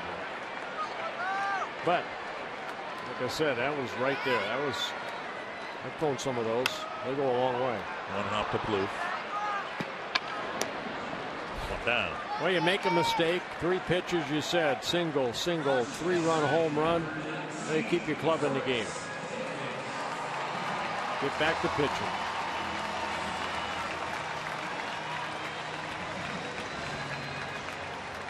Chris Davis, the batter. Yeah, Dunsing and Feen up.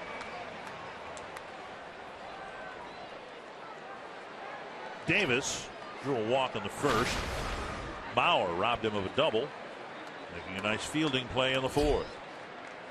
Inside, a ball.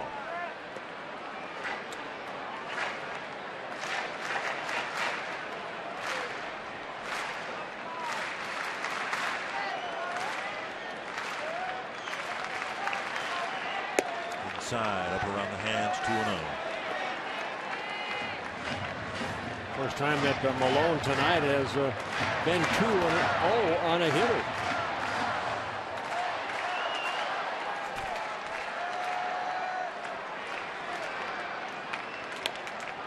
Up the line, foul, 2-1. Watch how quick the game can get away from you. 13 straight retired by Malone. Reimold with the base hit. Machado with the base hit.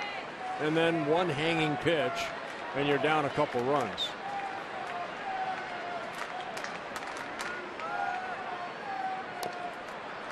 And when the Twins had their '65 reunion a couple weeks ago, Jim Cott, of course, pitched against Sandy Koufax in Game 7, lost 2-0, and the Dodgers got their 2 runs on 3 successive pitches: home run, double, single. Stroke to right field. It's a hit.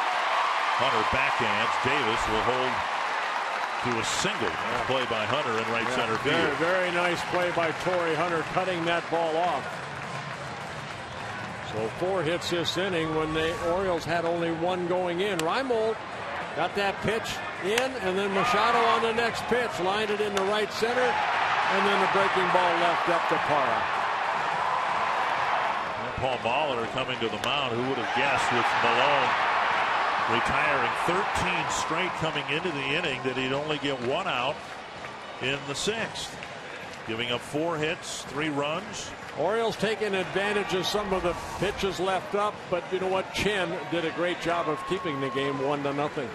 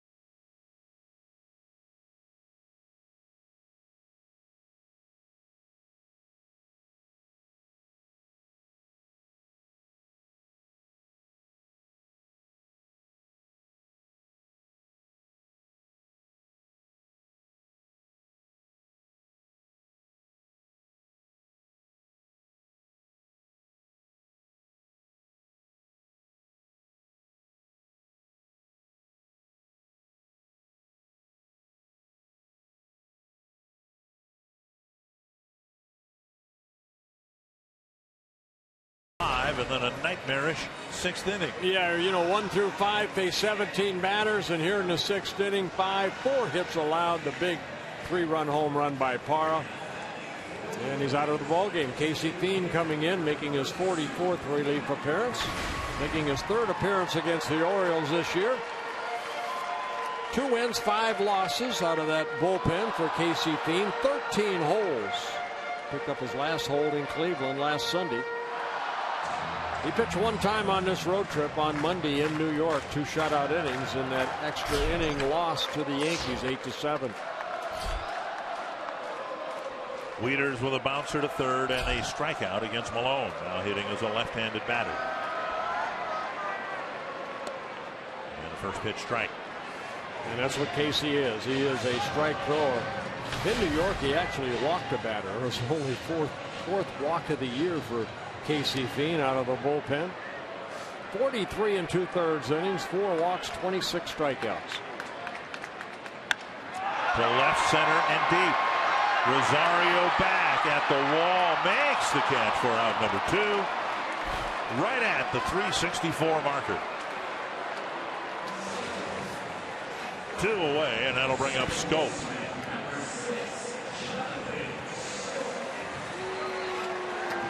You know, maybe with not as much humidity tonight as maybe they have had here, that ball stayed in the ballpark. On a humid night here, that ball might have went over that 364 mark. I say we've seen leaders hit opposite field home runs in this ballpark. That one looked like it might go out. Outside, ball 1 to Scope.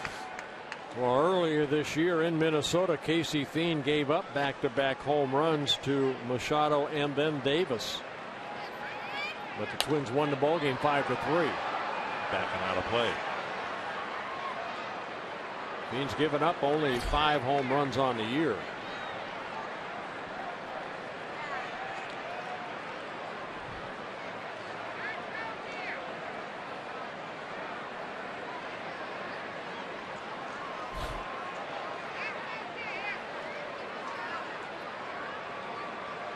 And they've got him picked up. Well, the Twins playing and having a little snowball fight here. Yeah. Close the gap. And that takes care of it. A few too many throws. Davis picked off.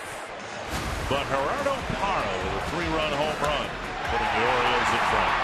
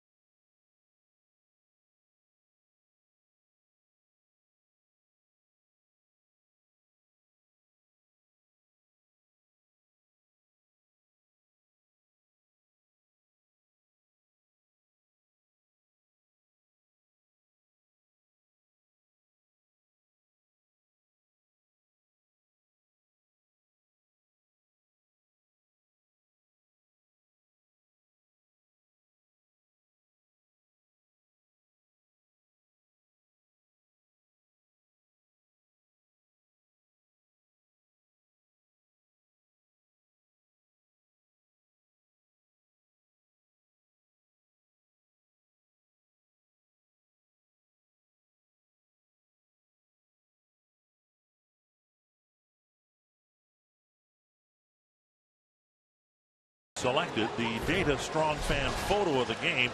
You can tweet your strongest fan photo to hashtag North Data Strong Fan for a chance to be featured in an upcoming broadcast brought to you by T-Mobile. Marty Gellner, Bert Blyleven, and that guy from several years ago. Yeah, look how skinny you are. Oh, thank you very much. You're welcome. I think you said something to me later, so payback. Brad Brock will come out of the Baltimore bullpen. Yeah, it's a bullpen, a very, very good bullpen. Combined 2.84 earned run average, 22 wins, only 13 losses out of their bullpen. And Brock having another solid year out there in his second season with the Orioles. Buxton, Dozier, and Mauer to hit here in the 7th. Buxton with a bunt single and 3 at-bats. He's, again tonight, played pepper with Manny Machado, rounding out to him twice. Yeah, Brock at 6'6", he'll kind of throw cross-sided a little bit. He'll step toward, you can see kind of across his body. 0-2 to Buxton.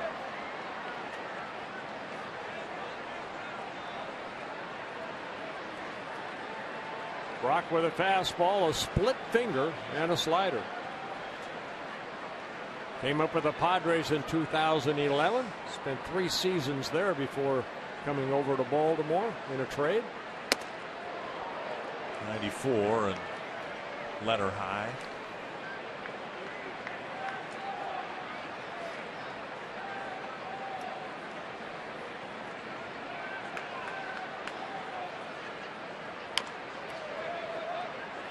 Over by the Twins dugout.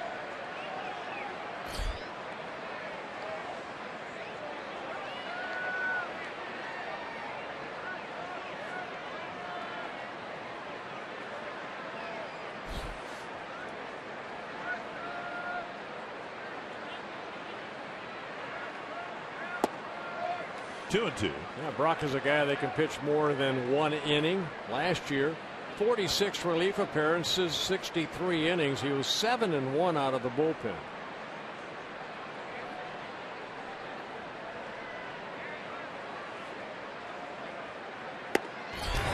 High cheese, a swing and a miss. They just blew Broxton away right there. Or Buxton. This copyrighted telecast presented by the authority of the Minnesota Twins and may not be reproduced or retransmitted in any form. And the accounts and descriptions of this game may not be disseminated without the express written consent of the Minnesota Twins, LLC. Brian Dozier, the batter. And the Orioles put on a pull shift in the infield for Dozier. And he takes low, ball 1. Dozier found the hole between the second baseman and the shortstop for a first inning single. Since then, a fly to center and a bouncer to third. Checked his swing, 2-0.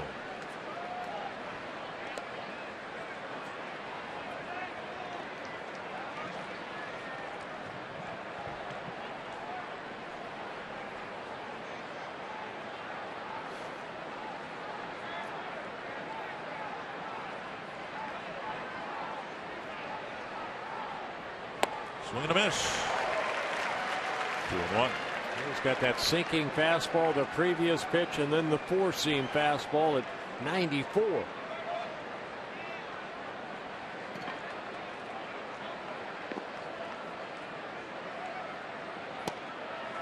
Called strike 2-2.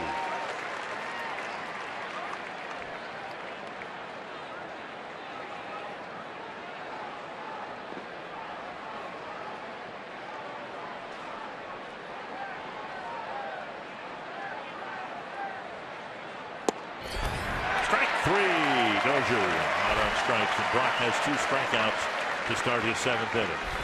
Tonight, be sure to catch Fox Sports Live on Fox Sports 1 for complete highlights and analysis of everything that happened in Major League Baseball today, plus the latest from NFL training camps and the world of sports.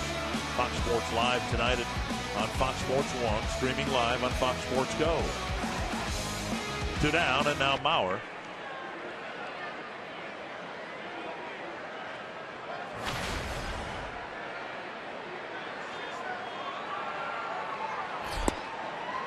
At the knee, strike 1.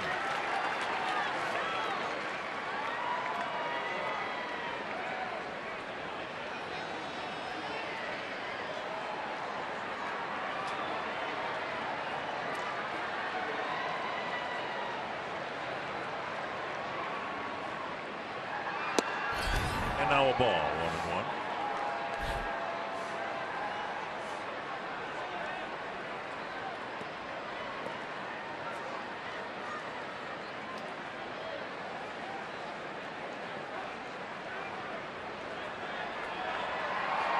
Got the run in the 4th on a bases loaded walk.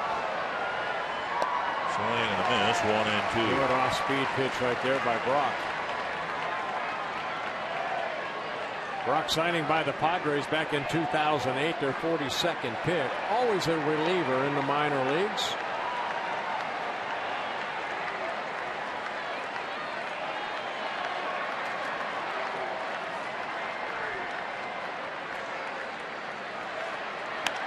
Lifted to left. Harmlessly, it appears, toward Reimold. And Brock comes in and has a 1-2-3 7th inning.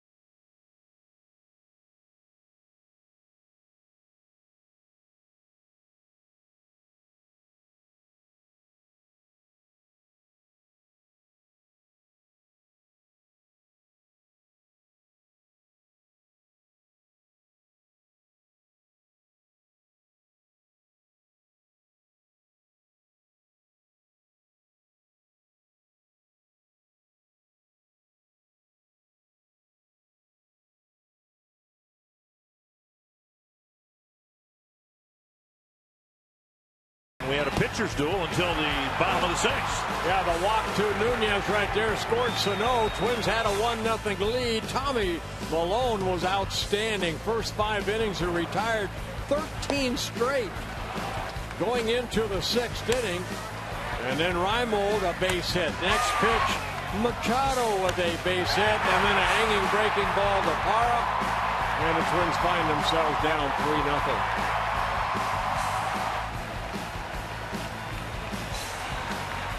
Wei-Ling Ching, you saw him right there, Chen, saying thank you very much. He's a pitcher of record right now, as Tommy Malone is for the Twins. I gotta believe it's Cal Ripken. You're going with Eddie Murray, going right? with Eddie Murray. All right, our Carsoup.com trivia question. Cal Ripken, 119 runs batted in. Well, he played every game, my goodness. Ripken 119. Brooks Robinson 115. There's Eddie. Boone Powell. Ken Singleton, who we just saw in New York. Yeah, he's actually here this weekend. He's taking time off from his television duties to spend time at home here in Baltimore. He's taking a vacation then. Yes, you guys get to do that. Well, Casey Fiend, who got the final couple outs. A fly ball off the bat of Wieters, and then he picked off Davis. And he'll face Scope, Hardy, and Joseph if, in fact, he's asked to get the whole Oriole lineup here in the 7th. All 3 outs.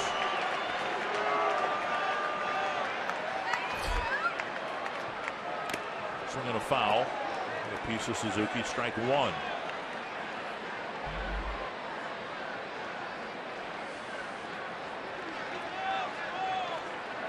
Over 32,000 the paid attendance tonight. They're going very well here, and the Orioles have played very good baseball in the second half. It was a ground ball hit to Nunez. Over to Mauer, 1 away. And that'll bring up Hardy. Follow live Twins baseball every day with MLB.com at bat on your smartphone or tablet. Stay connected to the Twins all season with MLB.tv Game of the Day, in-game highlights, live look-ins, replay reviews, radio broadcasts, and more. Browse the app's new features, including StatCast tracking videos and bilingual access. For Spanish-speaking fans, download MLB.com at bat, the #1 app for live baseball. Here's Hardy. Strike 1.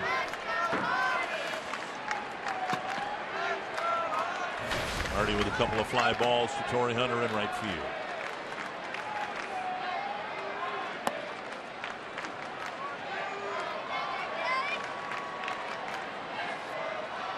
J.J. Hardy, now 33 years old, a two-time All-Star. One in the National League, one in the American League. National League with the Brewers, and the American League here with the Orioles a couple years ago. As you mentioned, Hardy just 1 year in the Twins uniform, 2010.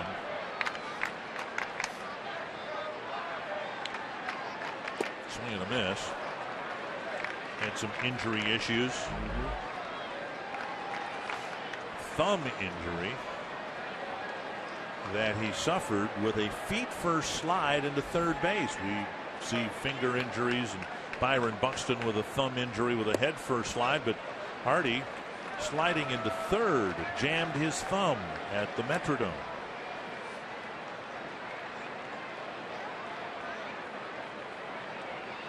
Or I take that back. That was at Target Field. Rolled foul. First year at Target Field. Yep.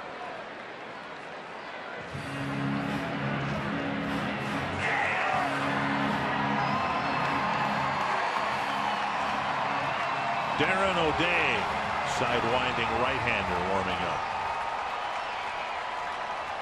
He might get the 8th inning. 3-2 to Hardy with one gone here in the Orioles 7th.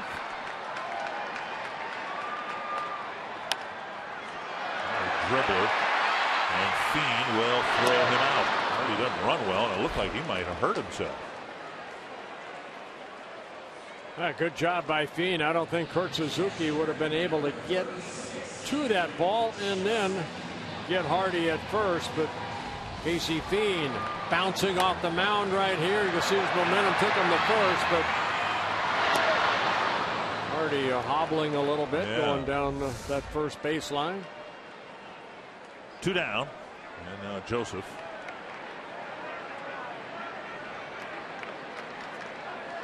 Joseph 0 for 2. Bouncer to second and a liner to left.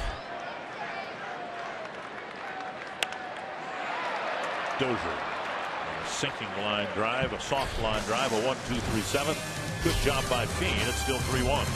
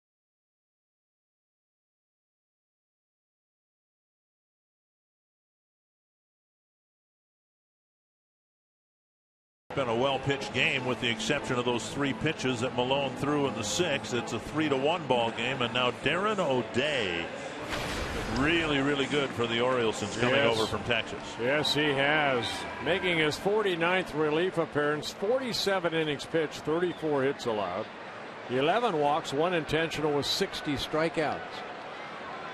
O'Day in his 4th season, he has been an outstanding setup man for Britain, their closer. Sano, Plouffe, and Hunter, middle of the lineup. All three of them right-handed batters facing O'Day. Outside ball one. O'Day with that funky delivery. Not an overpowering fastball. Big sweeping slider. And he'll change speeds well. You pitched with a guy named Kent DeCulvey, who had the unorthodox delivery, a little similar to O'Day. There's a strike. And of course there was Dan Quisenberry. There have been a lot of them. Terry Leach on the 91 Twins had that kind of sidearm delivery. What I've seen from O'Day, he does something not many sidewinders do. He gets away with a high fastball out of the strike zone. That's away. But ordinarily, those guys sink, or slider. But this guy's got kind of a rising fastball. Did DeCulvey have that? Yeah, he did. And he had the sinker, the slider. Teak would go up the ladder with that. 2-1. And now 3-1 with Plouffe on deck.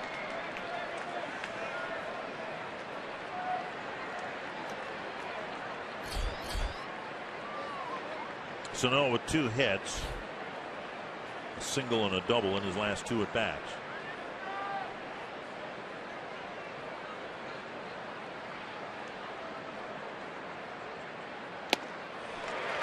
Something at 79, and swing and a miss. Just a little cutter right there.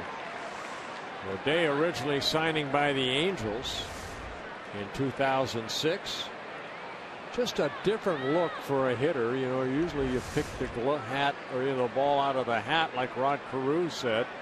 Well, here you almost have to pick it up off his shoes. Sano takes a walk, leading off the 8th inning. That'll bring up Plouffe. The Twins and Orioles series on Fox Sports North, presented by the all-new Chrysler 200, America's import.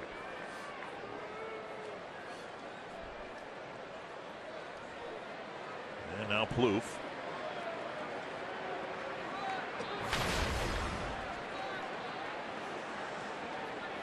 Plouffe with 3 outfield flies. He hit the middle one in the 4th inning fairly well.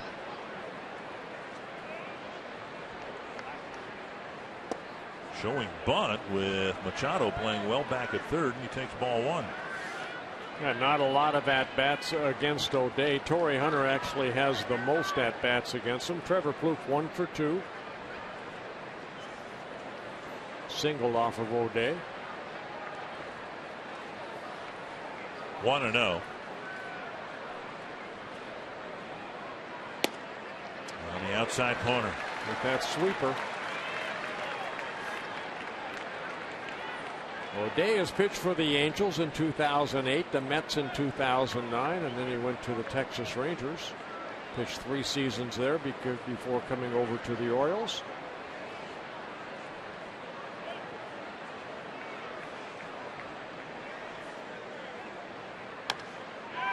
Chop foul.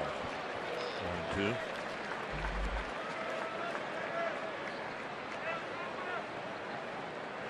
Malone threw a mistake to Parra, and he clubbed a 3-run home run. The Twins are hoping that O'Day makes a mistake with the tying run at the plate. O'Day has given up 4 home runs.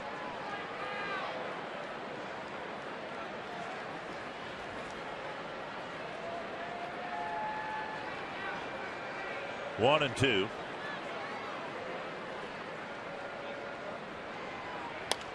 Popped up behind first, and the second baseman Scope running and can't make the play. Sano will try to get to second base, and he will reach safely.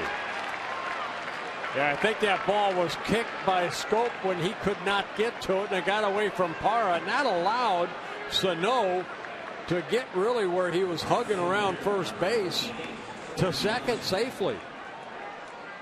It should be a base hit for Trevor Plouffe. Watch this ball right here.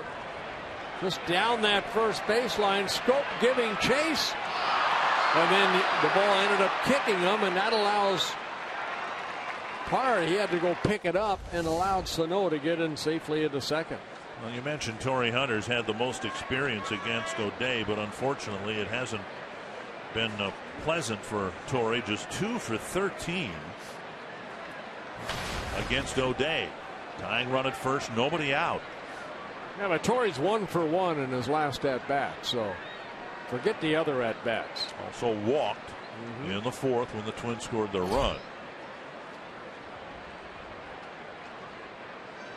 Fouled back. 1 strike. Yeah, that frisbee type slider right there kind of hung there, and Torrey fouled it off. Told the story before. Kirby Puckett, as great as he was, always had problems with, said, his 2 least favorite guys to hit.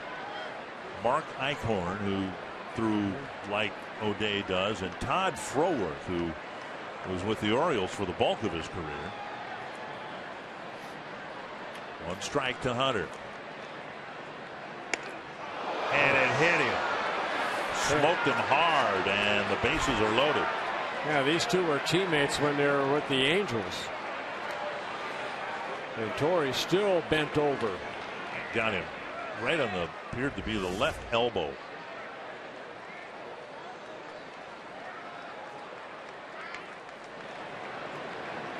Ouch. Oh, he wears that pad anyway, but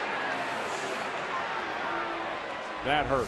Good start to the 8th inning, and now Rosario's had 3 very frustrating at bats, maybe the worst 3 at bat sequence he's had. A strikeout in the 2nd, and a couple of foul pops with men in scoring position. We'll see what he can get done here in his 4th at bat. First lefty that O'Day has had to face in his outing here tonight. And Rosario has never faced him.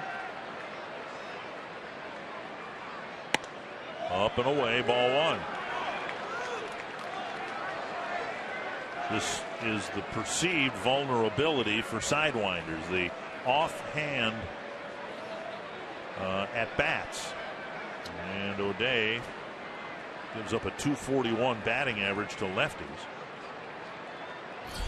175 against righties. Swing and a miss. That high fastball evens the count.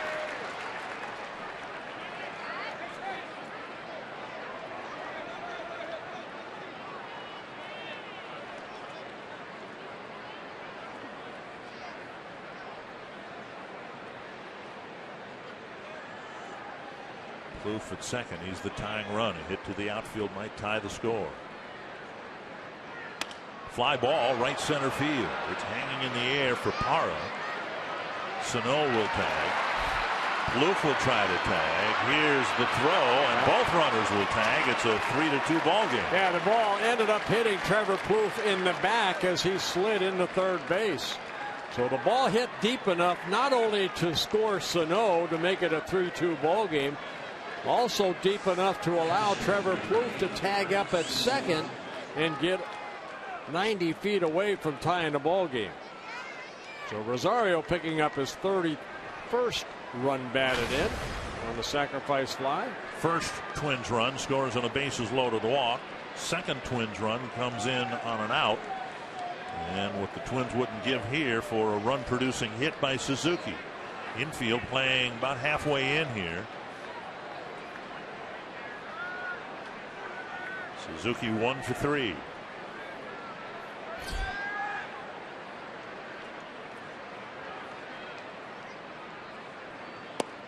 Squaring the bunt, a safety squeeze perhaps, taking ball 1. Yeah, Suzuki 0 for 7 against O'Day. And Paul Molitor knows that. And if the sign was on for the safety squeeze, that might have been one of the considerations. 1-0.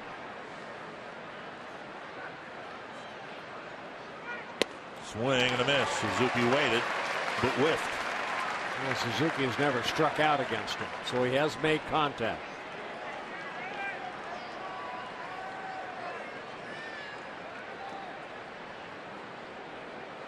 Infield not all the way in.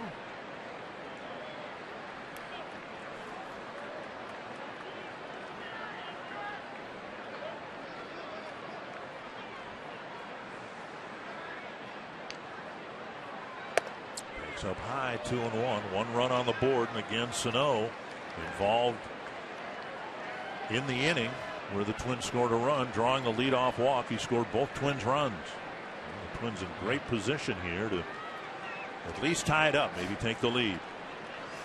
Yeah, 18 pitches for O'Day, 9 over the plate.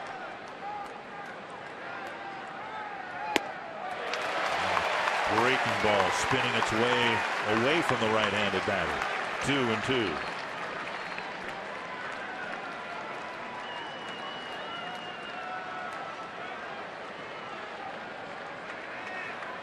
"60 strikeouts for O'Day in 47 innings, and he desperately wants one here."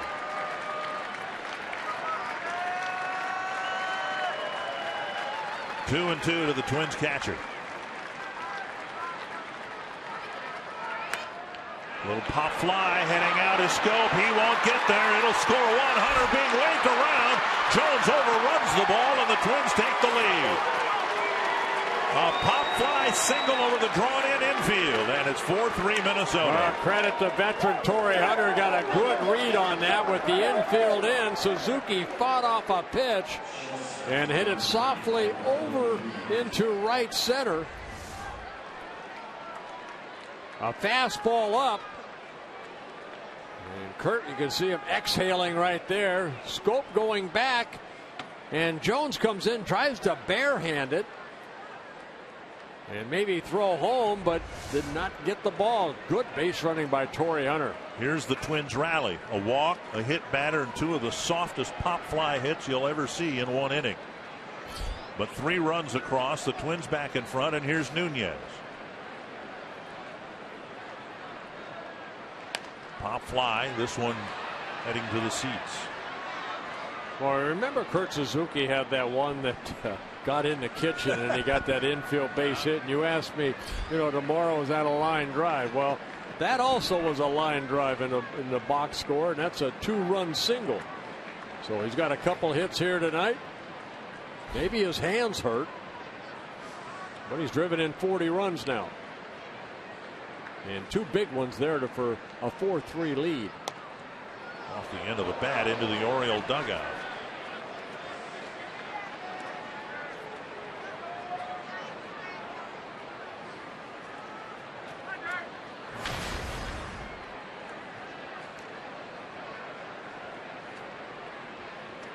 Nunez walked with the bases loaded in the 4th. The lone Twins run until their 3-run 8th inning.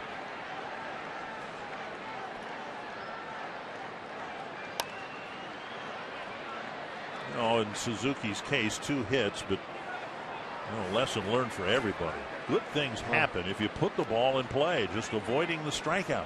Well, some good things happen here. Sacrifice fly, the throw into third base. Torrey Hunter was at first. He scooted over to second, got in the scoring position, and then read that ball off of Suzuki's bat very nicely and ended up scoring. Trevor May warming up for the 8th inning. Casey Fiend right now the pitcher of record, with Fiend pitching through the 7th inning. Still only 1 out here in the Twins' 8th. Fouled back.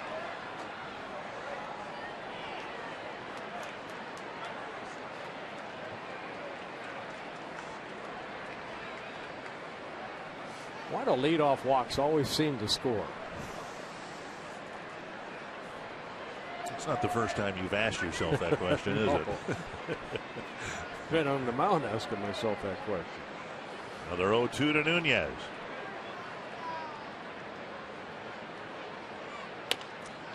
Grounder left side. Suzuki will get second base, and Nunez beats out an infield hit. Yeah, Hardy he's hobbling around a little bit, but that ball was not hit hard enough, and Hardy came in, made the best play he could make, but Nunez so quick out of that box, beats it out. His first hit, an infield base hit. Nunez legs out a hit. Dave Wallace, the pitching coach. What do you tell a pitcher who has given up some of the softest hits you'll ever see in your life? But the Twins stringing things together here to maybe add another run or two beyond the 3 they've already scored.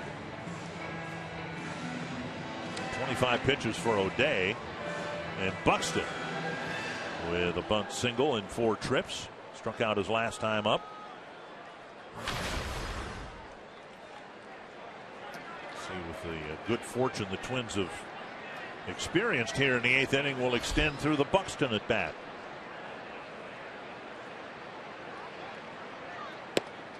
Outside, 1-0.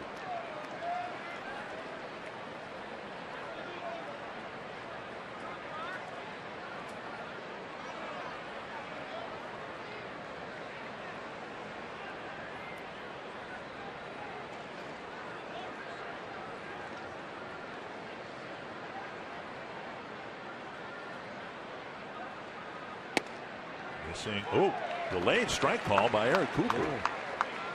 1-1. Last night the Twins bashed their way literally to an easy win over the Orioles. Now they've taken the lead here in the 8th.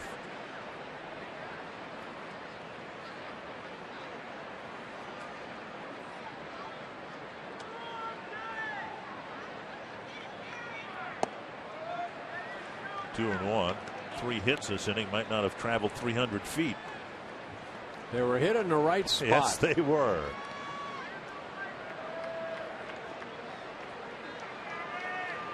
This big pitch to number 29 for O'Day here. 2 and 1 to Buxton. 3 and 1. Dozier on deck. Gonna have to come out and get O'Day here pretty soon. He's not used to throwing 30 pitches in an inning. And it all started with Sano's leadoff walk.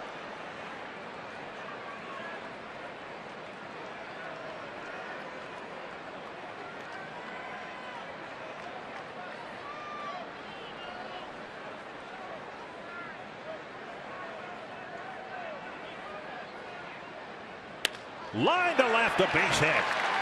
Suzuki will be held at third.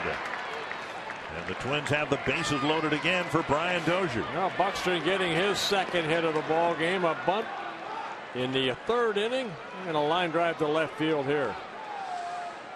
And now Dozier will apparently face O'Day.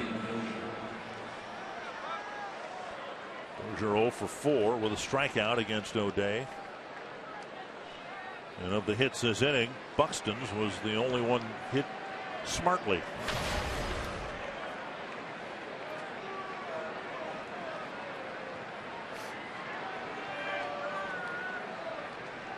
He's leading by just a run.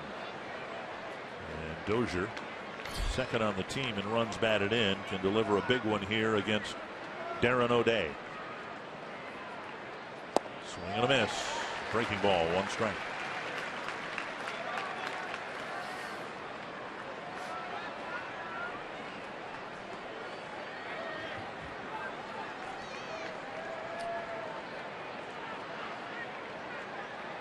Oh, and 1 to Dozier. Just a good contact here. 2 strikes.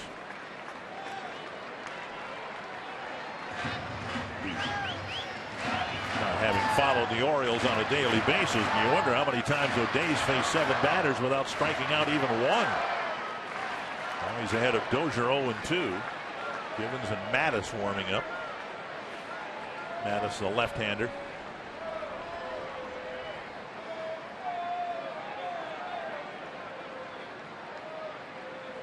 Oh, and 2 to Dozier. Got him.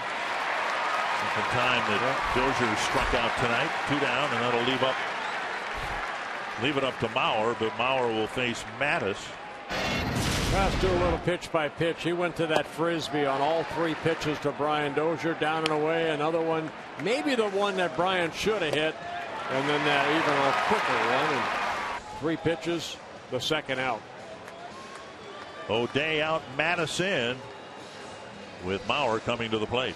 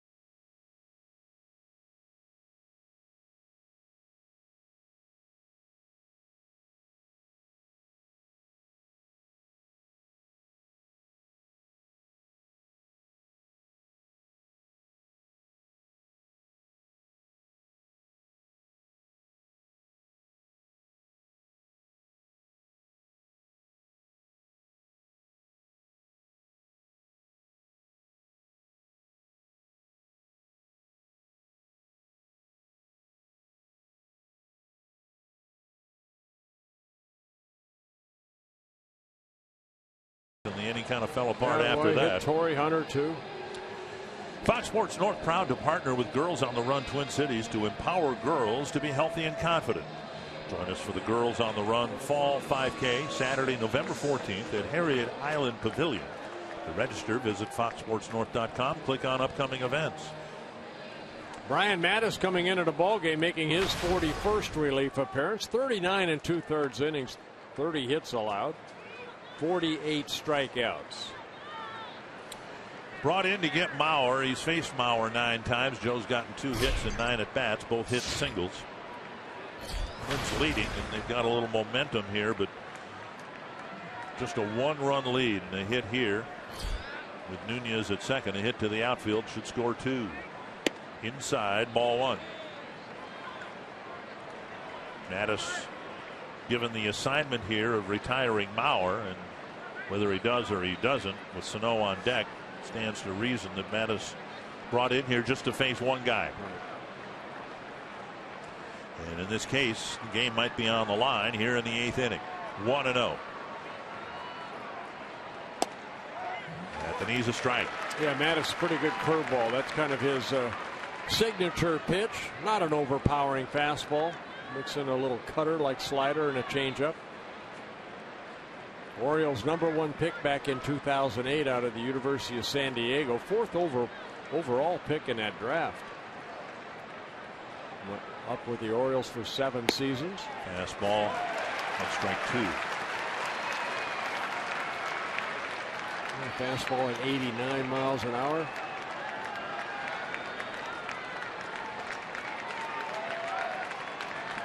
Mauer singled his first time up.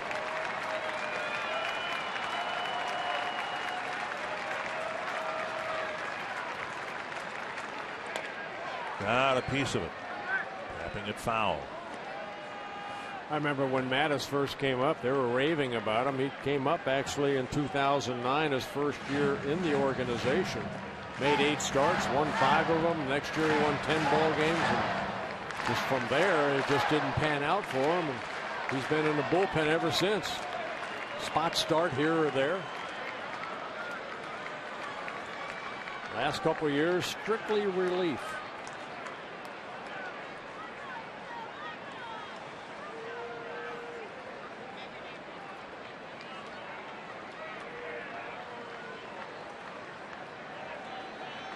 Mauer, the 9th man to bat here in the 8th inning. So far, 3 runs on the board.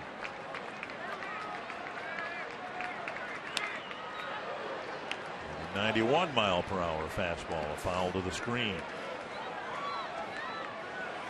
Kurt Suzuki getting a great lead at third base because Machado at third base playing a deep third. Maybe a wild pitch. Mattis has 2. 1-2 again to Mauer. 2-2.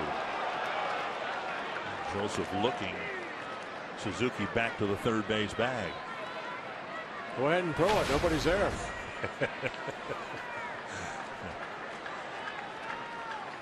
5 for 10 this year with the bases loaded.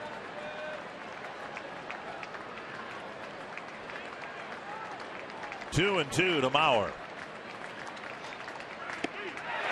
Left one up and in, and he struck out Mauer. The Twins leave the bases full, but they score 3 to take an 8th inning lead.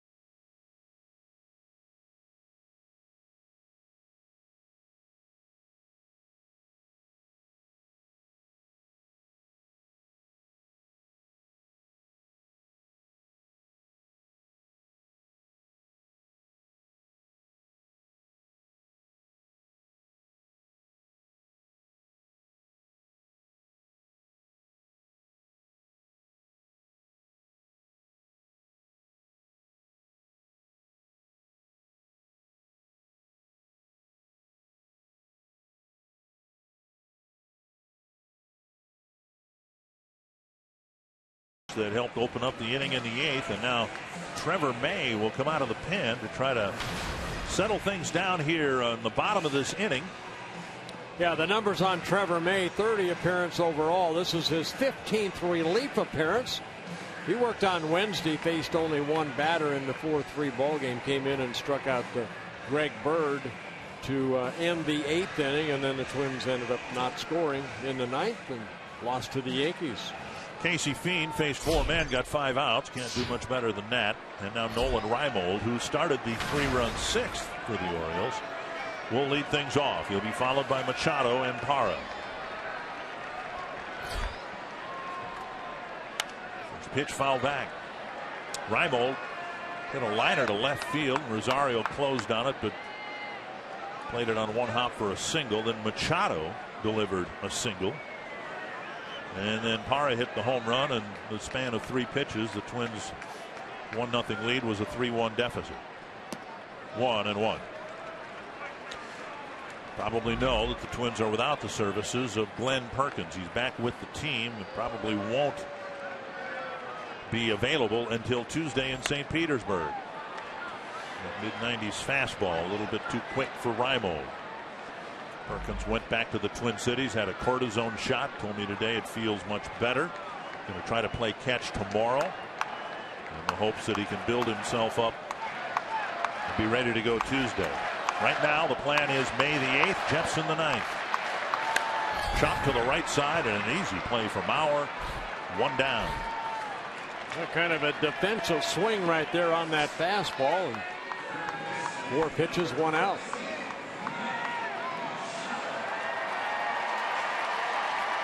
And now Machado singled and scored in the 6th.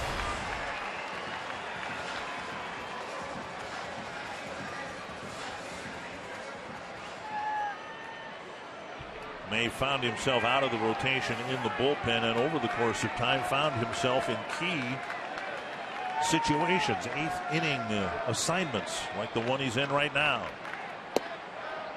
And for a guy who would prefer to start, he did the worst thing imaginable. He succeeded. He became so valuable where he is right now that the Twins moved him back there after the start over the weekend against Cleveland. 1-1.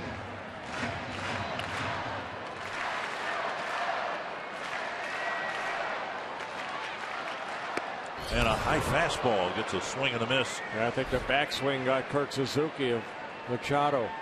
Follow through, whacked him on the left wrist. Ouch.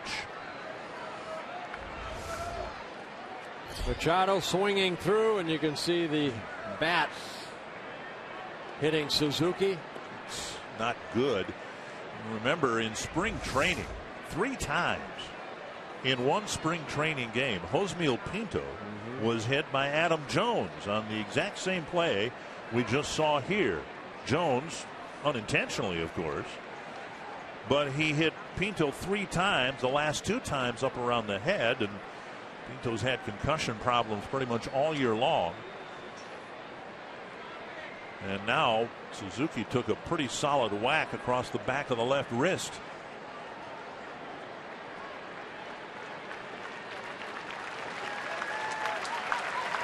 It looks like Kirk telling Paul, I'm okay, I'm okay. And Machado offering his regrets. Suzuki understanding. About the only thing you can do as a catcher, and we saw Pinto do that in spring training, is move back just a little bit. But then that impacts your ability to catch and frame those borderline pitches. 1-2 to Machado. And then he has to block one. And then May fires one in the dirt. 2-2.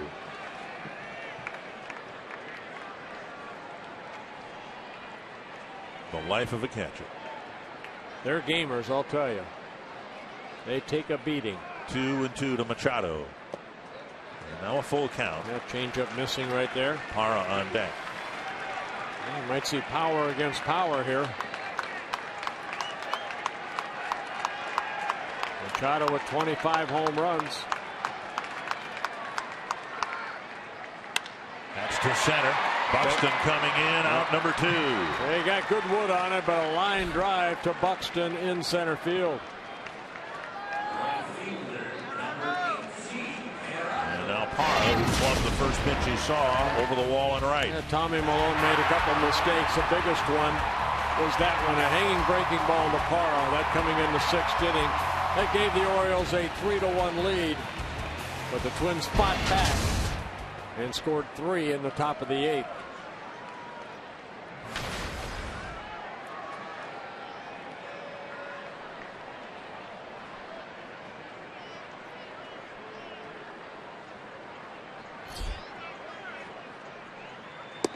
Breaking ball gets a swing and a miss. Yeah, Parra's only faced May one time, and that's when he was with the Brewers. He hit a home run off of him. Good hard breaking ball there for strike 1 that Parra swung through.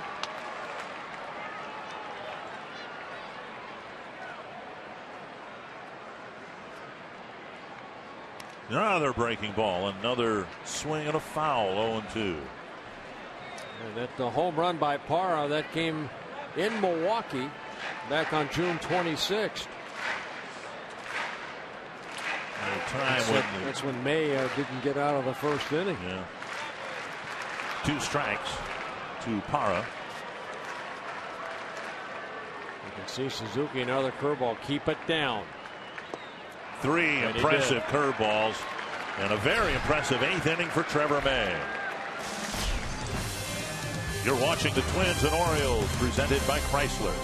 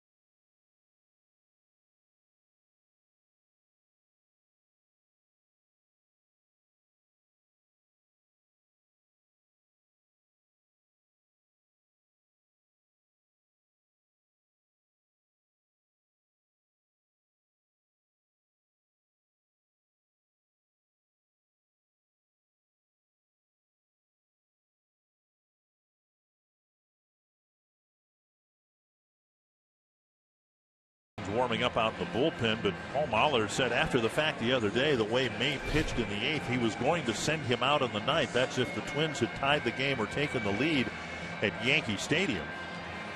And so it's not a foregone conclusion, I don't think, that Jepsen will be given the 9th inning, based in part on how well May pitched in the 8th. Well, Jepsen getting loose out on that bullpen.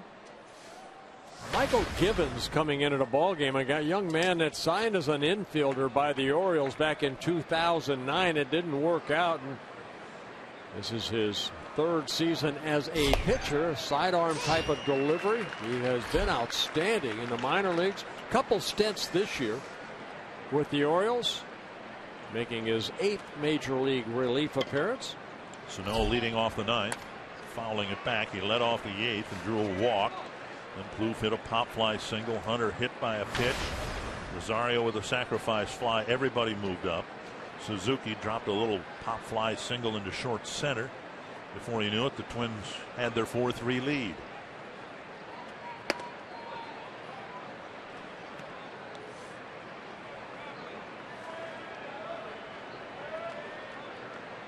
Gibbons, 25 years old, out of Tampa, Florida.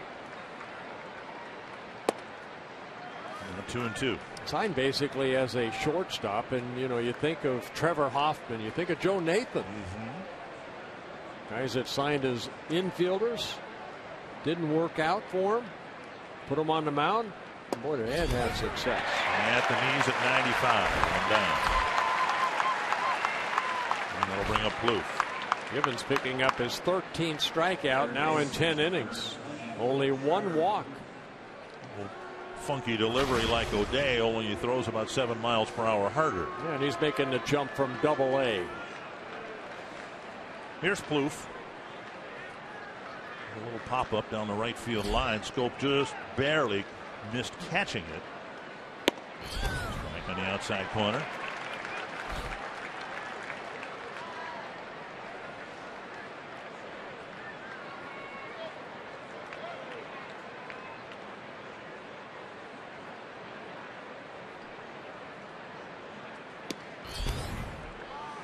Tough guy to hit, tough guy to catch.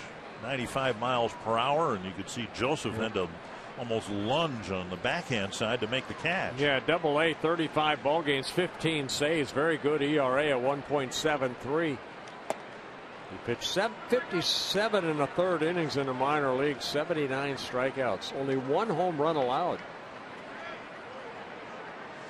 Jepson continues to warm.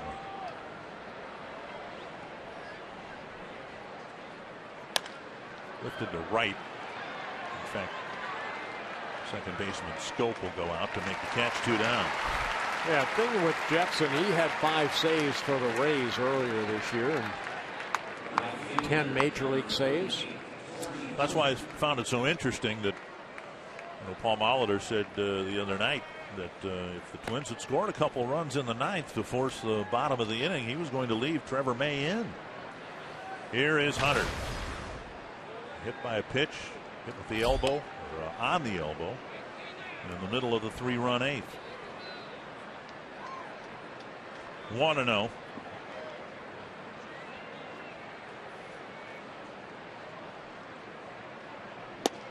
You mentioned at the time after he got to second base, he got a good read on Suzuki's little flare for a hit and scored.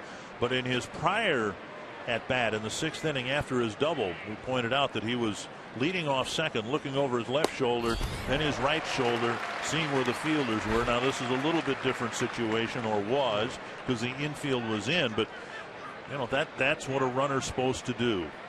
Find out where the fielders are so you can get that good read from second base. 2-1. 2-2.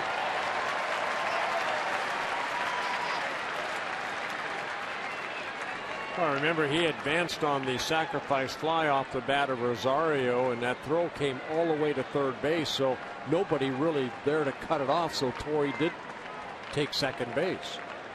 And then scored on the single. Right. Time called. Orioles will have Jones, Davis, and Wieters up in the 9th.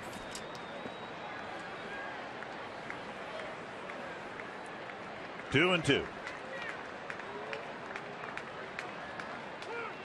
Time called again. I don't know if that's Torrey asking for time. I suspect it is. Givens kind of holding that ball. Now it comes. And there's strike 3. A 1-2-3 top of the 9th. Twins will take one of those in the bottom of the 9th.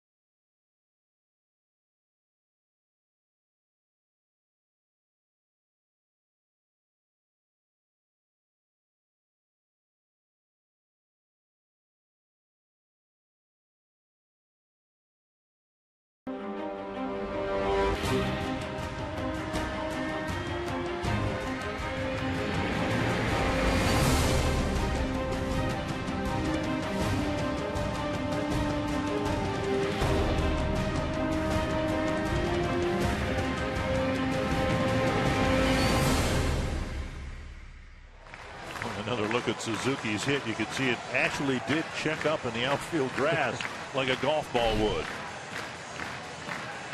It's a 1-run lead, and for the first time in a Twins uniform, Kevin Jepsen will be asked to pick up the save in the absence of Glenn Perkins.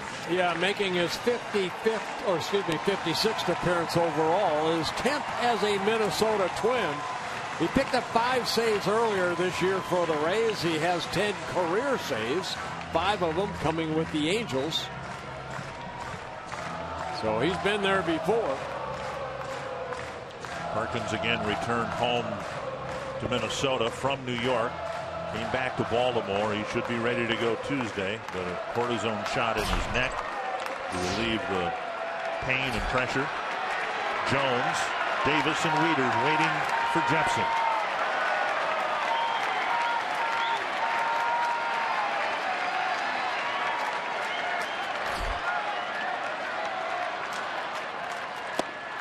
A low ball 1. Jones 1 for 5 in his matchups with Jepsen.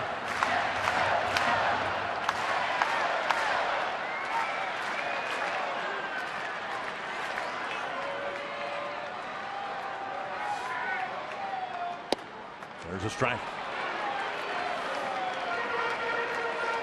Yeah, Jepsen, 31 years old, traded over from the Rays on July 31st. Fastball in the mid-90s, curveball. He's come up with a little cut fastball and a changeup.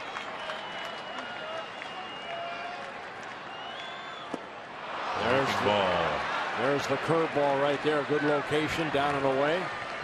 1-2.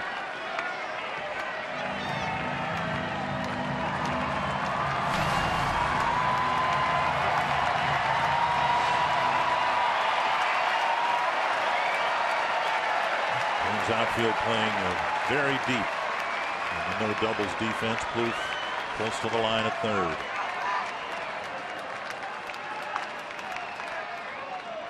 Popped up, foul into the seats. Yeah, breaking ball left up, and Jones fouled it off.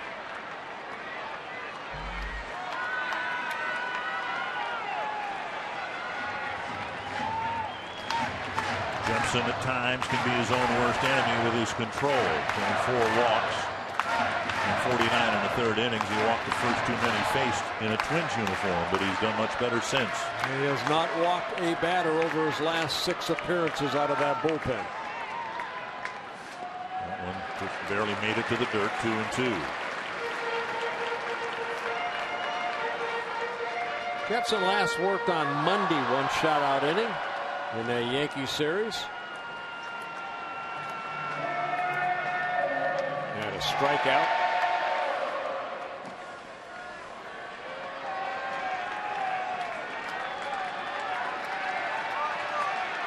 Two and 2 to Adam Jones.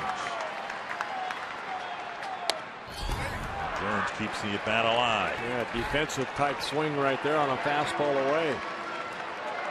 Clocked at 95.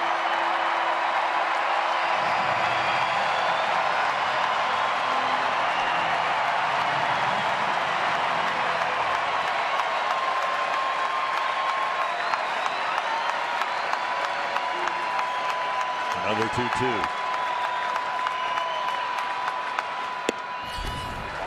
Full count. Davis on deck.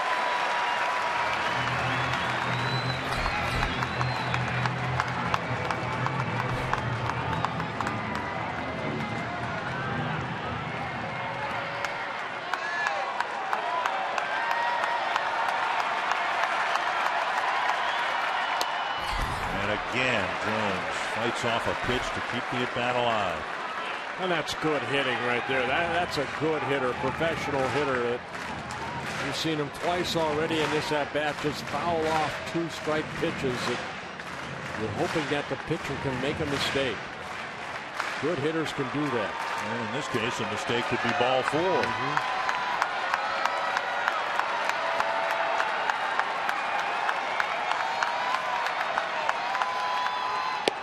Blew him away with a 95-mile-per-hour heater. 1 down. He just reared back and played old country hardball right here. Jones swinging right through it. He couldn't foul that one off. One down, and now Chris Davis, who homered against Jepson earlier this year.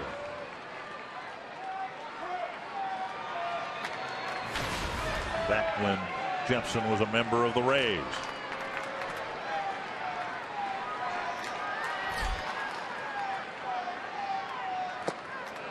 Speed pitch gets strike one.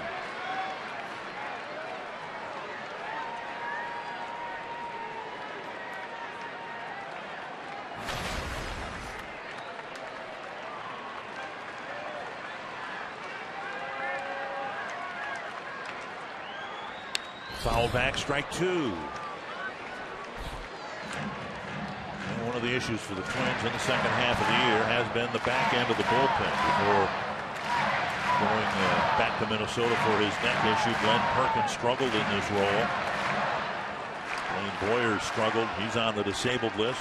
So far, Trevor May and Casey Fiend have done great work setting up Jepson. 2 strikes to Davis. And now 1-2. I think what we saw yesterday with Tyler Duffy, that Davis, he'll strike out on that curveball. He held up on that one. Let's see if they come back. This is a good fastball hitter. See if they come back with another hard curveball down. And Suzuki wants it. 1-2 to Davis. Make it a good one. It was a good one. 2 down. And that'll leave it up to Matt Wieters. That's good pitching right there. You know what? Prior curveball wasn't very good, so Suzuki called it again. I'm sure Jepson said, okay, it wasn't a good one. I'm going to come back with a better one, and that was a better one. So two big strikeouts for Kevin Jepson.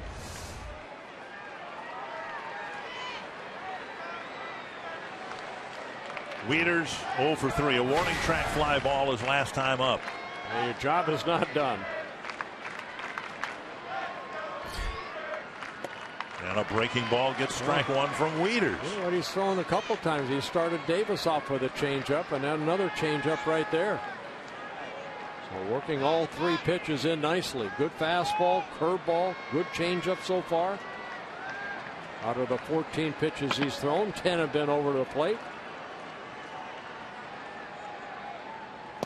Oh, another good changeup. 2 strikes to Wieters. Jepson's one good pitch away from striking out the side, picking up his first save as a Twin. 0-2 to Wieters. Got him! What a job by Kevin Jepson. Striking out the side, the meat of the